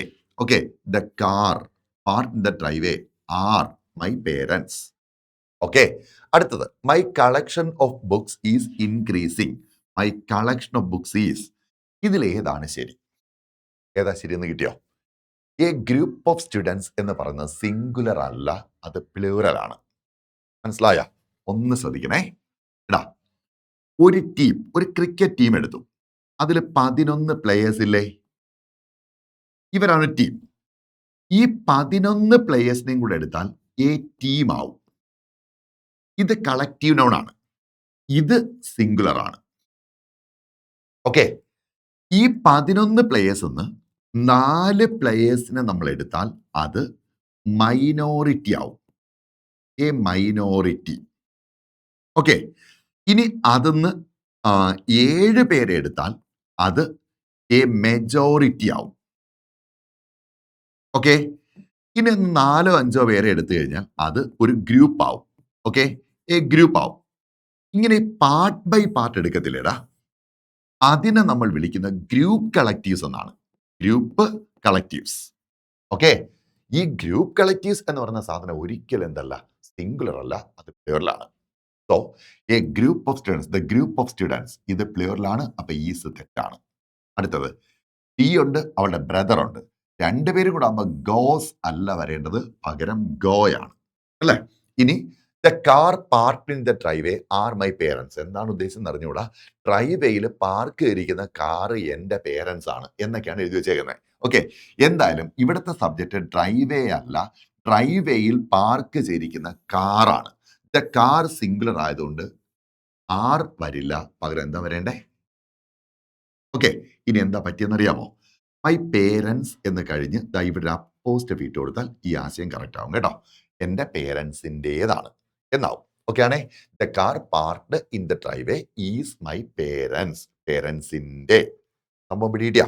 എടാ, ആൺകുട്ടി ബോയ്, ആൺകുട്ടിയുടെ ബോയ് അപ്പോസ്ട്രോഫി എസ്, ആൺകുട്ടികൾ boys ആണേ. ആൺകുട്ടികളുടെ എന്ന് പറയുമെങ്കിൽ ബോയ്സ് അപ്പോസ്ട്രോഫി ഇങ്ങനെ പറയേണ്ടത്. ബോയ്സ് കഴിഞ്ഞാണ് അപ്പോസ്ട്രോഫി വരുന്നത്. എസ്സിൽ എൻഡ് ചെയ്യുന്ന പ്ലൂറൽ അപ്പോസ്ട്രോഫി എസ് കഴിഞ്ഞിട്ടേ ഇടാവും. ഓക്കെ ആണേ, ശരി. അപ്പോൾ ഏതാണ് correct answer? My collection of books അല്ലെ. ബുക്സ് അല്ല സബ്ജക്റ്റ്, ബുക്സിന്റെ കളക്ഷൻ ആണ് ഇൻക്രീസ് ചെയ്യുന്നത്. കളക്ഷൻ സിംഗുലർ ആയതുകൊണ്ട് നമുക്ക് എന്ത് ഉപയോഗിക്കാം? ഈസ് ഉപയോഗിക്കാം. And answer is correct. Okay, ശരി. അടുത്തത് choose the correct punctuation for the following sentence. Okay, അടിപൊളി ചോദ്യമാണ്. ഒട്ടുമിക്ക ആൾക്കാരും ഇതിൽ പൊട്ടും അല്ലേ. ഓക്കെ, നമ്മൾ തുടങ്ങിയിടത്തേക്ക് തന്നെ തിരിച്ചു വരികയാണ് അല്ലേ. Okay, he open the door and exclaimed. കണ്ട, വാട്ട് എ സർപ്രൈസ്. ഇതാണ് നമുക്ക് പങ്ക്ച്വേറ്റ് ചെയ്യേണ്ടത്. ഓക്കെ, എങ്ങനെ ചെയ്തു നോക്കേ. He opened the door and exclaimed. ഇവിടേക്ക് നോക്കിക്കോളാം, ഷീ എസ് ക്യാപിറ്റൽ ആയിരിക്കണം. Opened the door and exclaimed, comma വേണം, ഇൻവെർട്ടഡ് കോമ വരണം, ഡബ്ല്യു ക്യാപിറ്റൽ ആയിരിക്കണം. കണ്ടല്ലോ, ഇതെല്ലാം ഓക്കെയാണ്. What A surprise exclamatory sentence ആണ്, അപ്പൊ എക്സ്ക്ലമേഷൻ മാർക്ക് വേണം. എക്സ്ക്ലമേഷൻ മാർക്ക് കഴിഞ്ഞിട്ട് വേണം ഇൻവെർട്ടഡ് കോമ ക്ലോസ് ചെയ്യാൻ. ഇൻവെർട്ടഡ് കോമ അല്ലത് കൊട്ടേഷൻ മാർക്കാണ് കേട്ടോ. അപ്പോൾ ഇതെല്ലാം കറക്റ്റ് വന്നിട്ടുണ്ട്. ഇവിടെ പങ്ക്ച്വേഷൻ ഓക്കെ ആണ്. ഇവിടെ വന്ന മിസ്റ്റേക്ക് കിട്ടിയോ? ഈ open the door and exclaimed colon ഇട്ട് വെച്ചേക്കാണ്. അത് പറ്റൂല, കോമയെ വരാൻ പറ്റൂ. അല്ലെങ്കിൽ അപ്പുറത്ത് ഇൻവെർട്ടഡ് കോമ ഇടരുത്. കോളൻ ഇടാം, ഇൻവെർട്ടഡ് കോമ ഇടരുത്. ഓക്കെ, അങ്ങനെയാണെങ്കിൽ ഓക്കെ ആണ്. അത് ഇത് വേണ്ട, ഇതും വേണ്ട, ഇങ്ങനെ പറഞ്ഞെങ്കിൽ നിർത്തുകയാണെങ്കിൽ ഓക്കെ ആണ്. കോളൻ ഇടാമായിരുന്നു. അടുത്തത് ഈ open the door and exclaimed what A surprise. അതിൻ്റെ എൻഡിലും നോക്കിയേ, ഇങ്ങനെ പറഞ്ഞേക്കുന്നത് കുഴപ്പമൊന്നുമില്ല, പക്ഷെ ഇവിടെ കോമ വേണമായിരുന്നു. ഇവിടെ സംഭവമൊക്കെയാണ്. പക്ഷേ പങ്ക്ച്വേഷൻ മാർക്ക് ഫുൾ സ്റ്റോപ്പ് കിടക്കാണ്. ഇവിടെയും പങ്ക്ച്വേഷൻ മാർക്ക് ഫുൾ സ്റ്റോപ്പ് ആയിരുന്നു. തെറ്റ്. ഓക്കെ. ഇനി ഇവിടെ ഹൈഫൺ എഴുതിയേക്കുന്നു. ഇങ്ങനെ ഒരിക്കലും എഴുതാൻ പറ്റില്ല. ബാക്കിയെല്ലാം ഓക്കെയാണ് അതിനകത്ത് അല്ലേ? പക്ഷേ ഹൈഫൺ ഇട്ടേക്കുന്ന തെറ്റ്. അപ്പോൾ ഇതെല്ലാം തെറ്റാണ്. നമുക്ക് ആ ഒരു ആൻസറേ കറക്റ്റ് ഉള്ളൂ. ഇത് മാത്രം. ഓക്കെ. കൂട്ടത്തിലൊരു കാര്യം ചോദിച്ചോട്ടെ. ഇവിടെ എന്തെങ്കിലുമൊക്കെ പഠിക്കണ്ടേ എക്സ്ട്രാ? വേണം. അപ്പൊ എന്താ നോക്കിയേ, ഇങ്ങനെ ഇടുന്ന 2 കുത്തിന് കോളൻ എന്ന് പറയും. ഇങ്ങനെ ഇടുന്ന കുത്തും ഒരു കോമയുമാകുമ്പോൾ സെമി കോളൻ എന്ന് പറയും. ആണല്ലോ? അപ്പൊ എന്റെ ചോദ്യം ഇങ്ങനെ ഒരു അടയാളം ഇടാറില്ലേ? സ്റ്റാർ. അതിന്റെ പേരെന്തോണെന്ന് അറിയാമോ? അസ്റ്ററിക് എന്നാണ് കേട്ടോ. അസ്റ്ററിക് എന്നാണേ. അസ്റ്ററിക്. മറക്കല്ലേ? അതുപോലെ നമ്മളിങ്ങനെ വാക്യമൊക്കെ എഴുതിക്കൊണ്ട് പോകുമ്പോൾ ഇങ്ങനെ ഒരു അടയാളം ഇട്ടിട്ട് കിട്ടാതെ പോയ വാക്ക് എൻ്റെ മേലെഴുതാറില്ലേ? ആ സെന്റൻസ് ഇങ്ങനെ എഴുതിക്കൊണ്ടു പോകും. അപ്പൊ ഇങ്ങനെ അടയാളം ഇട്ടിട്ട് ഒരു വാക്കൊക്കെ മേലോട്ട് എഴുതും അല്ലേ? നമ്മൾ ഇത്രയൊന്നും അല്ല ചെയ്തിട്ടുള്ളത്. ഇതുപോലെ അടയാളം ഇട്ട് അതിനെ നട്ട് വളർത്തി വള്ളിച്ചെടിയാക്കി ഇവിടെയൊക്കെ കൊണ്ടുവന്ന് ഒരു പാരഗ്രാഫൊക്കെയാണ് എഴുതി വയ്ക്കുന്നത്. അന്ന് പോയത് ഒരു പാരഗ്രാഫാ അല്ലേ? അങ്ങനെയൊക്കെ ചെയ്തിട്ടില്ലേ? ഈ അടയാളത്തിന്റെ പേരാണ് ക്യാരറ്റ് കേട്ടോ. CARET, ക്യാരറ്റ് എന്ന് പറയും. ഓക്കെ. ഇനി നമ്മൾ ഇവിടെ ഇട്ട ഈ അടയാളം ഇല്ലേ, അതിന്റെ പേര് കൊട്ടേഷൻ മാർക്ക് അഥവാ കോട്സ് എന്നാണ്. ഇൻവെർട്ടഡ് കോമ എന്ന് പറയുന്നത് ഇതാണ് കേട്ടോ. ഇൻവെർട്ടഡ് കോമ ഇതാണ്, സിംഗിൾ ആണ്. പലരും പറയും single inverted comma. Single inverted comma എന്ന് പറയേണ്ട, ഇൻവെർട്ടഡ് കോമ സിംഗിൾ ആണ്. കൊട്ടേഷൻ മാർക്കാണ് ഡബിൾ വരുന്നത്. ഓക്കെ, ശരി.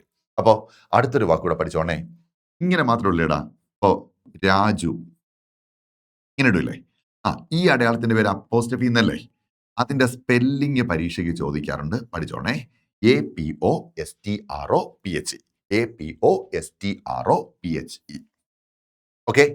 So now we are coming to the 9th question. Select the sentence that uses the corrective of the verb to be in past tense. ഒരു പാടുമില്ല. അറിയാമോ? To be. B ആണ് വേണ്ടെന്ന് തന്നിട്ടുണ്ട്. ഇതിന്റെ ഏത് ടെൻസാ വേണ്ടേ?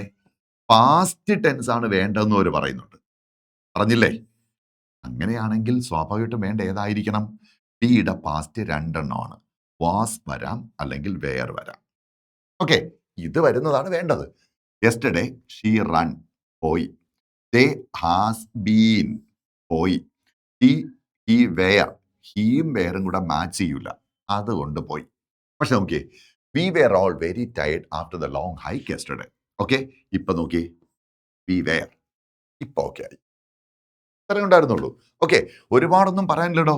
ടു ബി എന്ന് പറഞ്ഞിട്ടുണ്ട്, പാസ്റ്റ് ടെൻസ് ആണെന്ന് പറഞ്ഞിട്ടുണ്ട്. അപ്പൊ ടു ബിയുടെ പാസ്റ്റ് എന്താ? ബിയുടെ പാസ്റ്റ് എന്തോ അത്ര അറിഞ്ഞാൽ പോരെ? ഒന്ന് വാസും മറ്റൊന്ന് ചെയ്താൽ പോരെ? ഓക്കെ, അപ്പൊ അടുത്തത് 10ാമത്തെ ചോദ്യം. Identify the sentence with the correct use of modal verb. Okay, എന്താണ് ഈ മോഡൽ വെർബ്? നോക്ക്, നമുക്കേ ബിയുടെ രൂപങ്ങൾ അറിഞ്ഞൂടെ? ഹാവിന്റെ രൂപങ്ങൾ അറിയാലോ. പിന്നെ ഡൂവിന്റെ രൂപം അറിഞ്ഞൂടെ? ഇത് മൂന്നും ചിലയിടത്ത് ഓക്സിലറി ആകും, ചിലയിടത്ത് മെയിൻ വെർബും ആകാറുണ്ട്. ശ്രദ്ധിച്ചിട്ടുണ്ടോ? ഷീ ഈസ് സ്ലീപ്പിംഗ് എന്ന് പറയുമ്പോൾ ഇവിടെ സ്ലീപ്പിംഗ് എന്ന മെയിൻ വെർബ് ഉള്ളത് കൊണ്ട് ഈസ് ഓക്സിലറി ആവും. ഓക്കെ അല്ലേ? എന്നാൽ ഷീ ഈസ് എ സ്റ്റുഡന്റ് എന്നാണ് പറയുന്നതെങ്കിൽ എയോ സ്റ്റുഡന്റോ വെർബ് അല്ലാത്തത് കൊണ്ട് ഈസ് അവിടെ ഓക്സിലറി വെർബ് അല്ല, പകരം ആരാവും? Main വെർബാവും.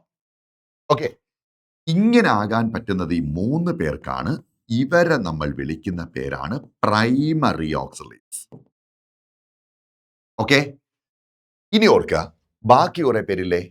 Will, would, shall, should, can, could, may, might, must, have to, need, ought to, dare, used to, ഇങ്ങനെ കുറെ പേരില്ലേ? ഇവരൊരിക്കലും ഒറ്റയ്ക്ക് ഒന്നും മെയിൻ വെർബ് ഒന്നും ആവത്തില്ല. അവർ മെയിൻ വെർബിന്റെ കൂടെ നിന്ന് അതിനെ മോഡിഫൈ ചെയ്യും. മനസ്സിലായ? ഇപ്പൊ ഗോ, അതിനിപ്പുറത്ത് വിൽ എന്ന് ചേർക്കുമ്പോൾ പോകുക എന്ന മീനിങ് മോഡിഫൈഡ് ആയിട്ട് പോകും എന്നാവും. ഇങ്ങനെ മാത്രം ചെയ്യാൻ കഴിയുന്ന ബാക്കിയുള്ള ഓക്സിലറീസിനെ വിളിക്കുന്ന പേരാണ് modal auxiliaries. Okay, modal auxiliaries. പക്ഷെ ഒരു ചെറിയ പ്രോബ്ലം ഉണ്ട്. MODEL അല്ല, MODAL ആണ്. കാര്യം പിടിയിട്ടോ? ഈ വെർബിനെ മോഡിഫൈ ഉള്ള കഴിവില്ലേടാ, ആ കഴിവിന് നമ്മൾ പറയുന്നത് മോഡാലിറ്റി എന്നാണ്. മോഡാലിറ്റി. ആ മോഡാലിറ്റി ഉള്ളത് കൊണ്ടാണ് നമ്മൾ എന്ത് വിളിക്കുന്നത്? Modal auxiliary. MODEL അല്ല, MODAL, മോഡൽ ഓക്സിലറി. ക്ലിയർ? അപ്പൊ അതിനെ ഉപയോഗിക്കാണ് പറഞ്ഞേക്കുന്നത്. അപ്പോൾ വില്ലുണ്ട്, വുഡുണ്ട്, shall should, can could, may might, must have to, need ought to, dare used to. ഇതൊക്കെയാണ് നമുക്ക് ഉപയോഗിക്കേണ്ടത്. ഒന്ന് നോക്കി. I can went. ക്യാൻ ഉപയോഗിച്ചിട്ടുണ്ട്. പക്ഷേ ഈ മോഡൽ ഓക്സിലിസിന്റെ എല്ലാം അപ്പുറത്ത് V1 വരാവൂ കേട്ടോ. മോഡൽ ഓക്സിലറി ഏത് കഴിഞ്ഞാലും V1 വരാവും. അപ്പൊ ക്യാൻ വന്നു, പക്ഷേ വെന്റ് വന്നു, ജോഡി തെറ്റി. യു വന്നു, മസ്റ്റ് ഓക്കെ ആണ്, മോഡൽ ഓക്സിലറി ആണ്. പക്ഷെ അതിനപ്പുറത്ത് ഫിനിഷ് എന്ന V1 ആണെങ്കിൽ ഓക്കെ. പക്ഷെ ഇവിടെ വന്ന് ടു ഫിനിഷ് എന്ന് പറയുന്ന ഇൻഫിനിറ്റീവ് ആണ്. അപ്പൊ അത് ഓക്കെ അല്ല. അടുത്തത് ഷീ മൈറ്റ്. മൈറ്റ് വന്നിട്ട് വീണ്ടും ക്യാൻ. ഒരിക്കലും ഈ പറഞ്ഞ മോഡൽ ഓക്സിലീസ് രണ്ടെണ്ണം ഒരുമിച്ച് വരത്തേയില്ല. കേട്ടല്ലോ? ഇവ ഒരുമിച്ച് രണ്ടെണ്ണം ചേർക്കാൻ പറ്റൂല. സോ മൈറ്റ് ചേർത്താൽ പിന്നെ ക്യാൻ വരൂല, ക്യാൻ ചേർത്താൽ മൈറ്റ് വരൂല. ബാക്കി ഹെൽപ്പ് ഓക്കെയാണ്. റെഡി? അപ്പൊ അതും പോയി. Next we should modal auxiliary ആണ്. ബ്രിങ് V1 ആണ് അല്ലെ? അപ്പോ we should bring an umbrella in case of rain. ഇതൊക്കെയാണ്. എങ്ങനെ നോക്കിയെടുത്തെന്ന് കിട്ടിയ? രണ്ട് പ്രിൻസിപ്പിളാണ് ഞാനിവിടെ ഉപയോഗിച്ചത്. എന്തൊക്കെയാണ്? ഒന്ന്, മോഡൽ ഓക്സിലറി കഴിഞ്ഞാൽ അതിനപ്പുറത്ത് V1 വരാവും. രണ്ടാമത്, രണ്ട് മോഡൽ ഓക്സിലറീസ് ഒരിക്കലും വരില്ല. ഈ രണ്ട് പ്രിൻസിപ്പിളാണ് ഇതിനകത്ത് അവർ വർക്കൗട്ട് ചെയ്തേക്കുന്നത്. ഓക്കെ, ക്യാൻ വന്നു, അപ്പുറത്ത് V2 വന്നു, പറ്റില്ല. മസ്റ്റ് വന്നു, അപ്പുറത്ത് ഇൻഫിനിറ്റി വന്നു, പറ്റില്ല. ഓക്കെ, മൈറ്റും ക്യാനും കൂടെ ഒരുമിച്ച് വന്നു, രണ്ട് മോഡൽ ഓക്സിലറീസ് വന്നു, പറ്റില്ല. ഇവിടെ മോഡൽ ഓക്സിലറി വന്നു, അപ്പുറത്ത് V1 വന്നു. That's okay. റെഡി? അപ്പൊ ഇങ്ങനെയാണ് നമ്മൾ ഇതിനെ കംപ്ലീറ്റ് ചെയ്ത് പോകുന്നത്. ഓക്കെ, ശരി. അപ്പോൾ നമ്മൾ നമ്മുടെ ഇന്നത്തെ ഈ ക്ലാസ്, ഈ സെഷൻ ഇവിടെ അവസാനിപ്പിക്കുകയാണ്. ഓക്കെ, അടുത്ത ഒരു പാർട്ടിൽ ഇതിൻ്റെ ബാക്കി ചോദ്യങ്ങളുമായിട്ട് വീണ്ടും കാണാം. അത് ക്വസ്റ്റ്യൻസ്, റിലേറ്റഡ് ഫാക്ട്സ്. ഓക്കെ, ഒരിക്കൽ കേട്ടു, ഒരിക്കൽ കൂടി കേൾക്കുക. വെറുതെ ബസ്സിലൊക്കെ യാത്ര ചെയ്യുമ്പോൾ ചുമ്മാ കേട്ടേക്കുക. ഓക്കെ, ബസ്സിലിരിക്കുമ്പോൾ പാട്ട് കേൾക്കുന്നതിന് വരെ ഇതൊക്കെ കേൾക്കുക. സ്വാഭാവികമായിട്ടും നിങ്ങൾക്ക് മാർക്ക് സ്കോർ ചെയ്യാൻ എളുപ്പമാകും. ജോലി കിട്ടിക്കഴിഞ്ഞാൽ പിന്നെ പാട്ടോട് പാട്ട് അല്ലേ? 24 മണിക്കൂറും ജോലിക്ക് പോണ വഴിക്കും ഓഫീസിൽ ഇരുന്നൊക്കെ കംപ്ലീറ്റ് നമുക്ക് പാട്ട് കേൾക്കാം. ജോലി കിട്ടി. ഓക്കെ, അതുവരെ നമുക്ക് കേൾക്കാൻ ഇതൊക്കെ തന്നെ ധാരാളം. ഈ വീഡിയോ ക്ലാസ് ഒക്കെ കണ്ട് ഒക്കെ ചെയ്യും. ഓക്കെ, വീട്ടിൽ എന്തെങ്കിലുമൊക്കെ ജോലി ചെയ്യുമ്പോൾ വെറുതെ ഇതിൻ്റെ ഓഡിയോ പ്ലേ ചെയ്തേക്കുക. കേട്ടല്ലോ? ഇതൊക്കെ നിങ്ങൾക്ക് സ്കോർ ചെയ്യാനുള്ള ഏറ്റവും നല്ല മാർഗങ്ങളാണ്. ഉപയോഗപ്പെടുത്തുക. എന്തും ഏതും PSC ടെസ്റ്റിന് വേണ്ടി. ഓക്കെ, എന്തും ഏതും PSC പരീക്ഷയ്ക്ക് വേണ്ടി. ജോലി കിട്ടിക്കഴിഞ്ഞാൽ നമുക്ക് സുഖമായിട്ട് അടിച്ച് പൊളിച്ച് നമ്മുടെ സുഖങ്ങൾക്ക് പിന്നാലെ പോകാം. ഇപ്പം തൽക്കാലം കംഫർട്ട്സ് ഒക്കെ മാറ്റി വയ്ക്കുക. ഇത്തിരി ഡിസ്കംഫർട്ട് അതൊരു നീണ്ട കംഫർട്ടിന് വേണ്ടിയാണ് എന്ന് തിരിച്ചറിയുക. ഓക്കെ, ചെയ്യുമല്ലോ?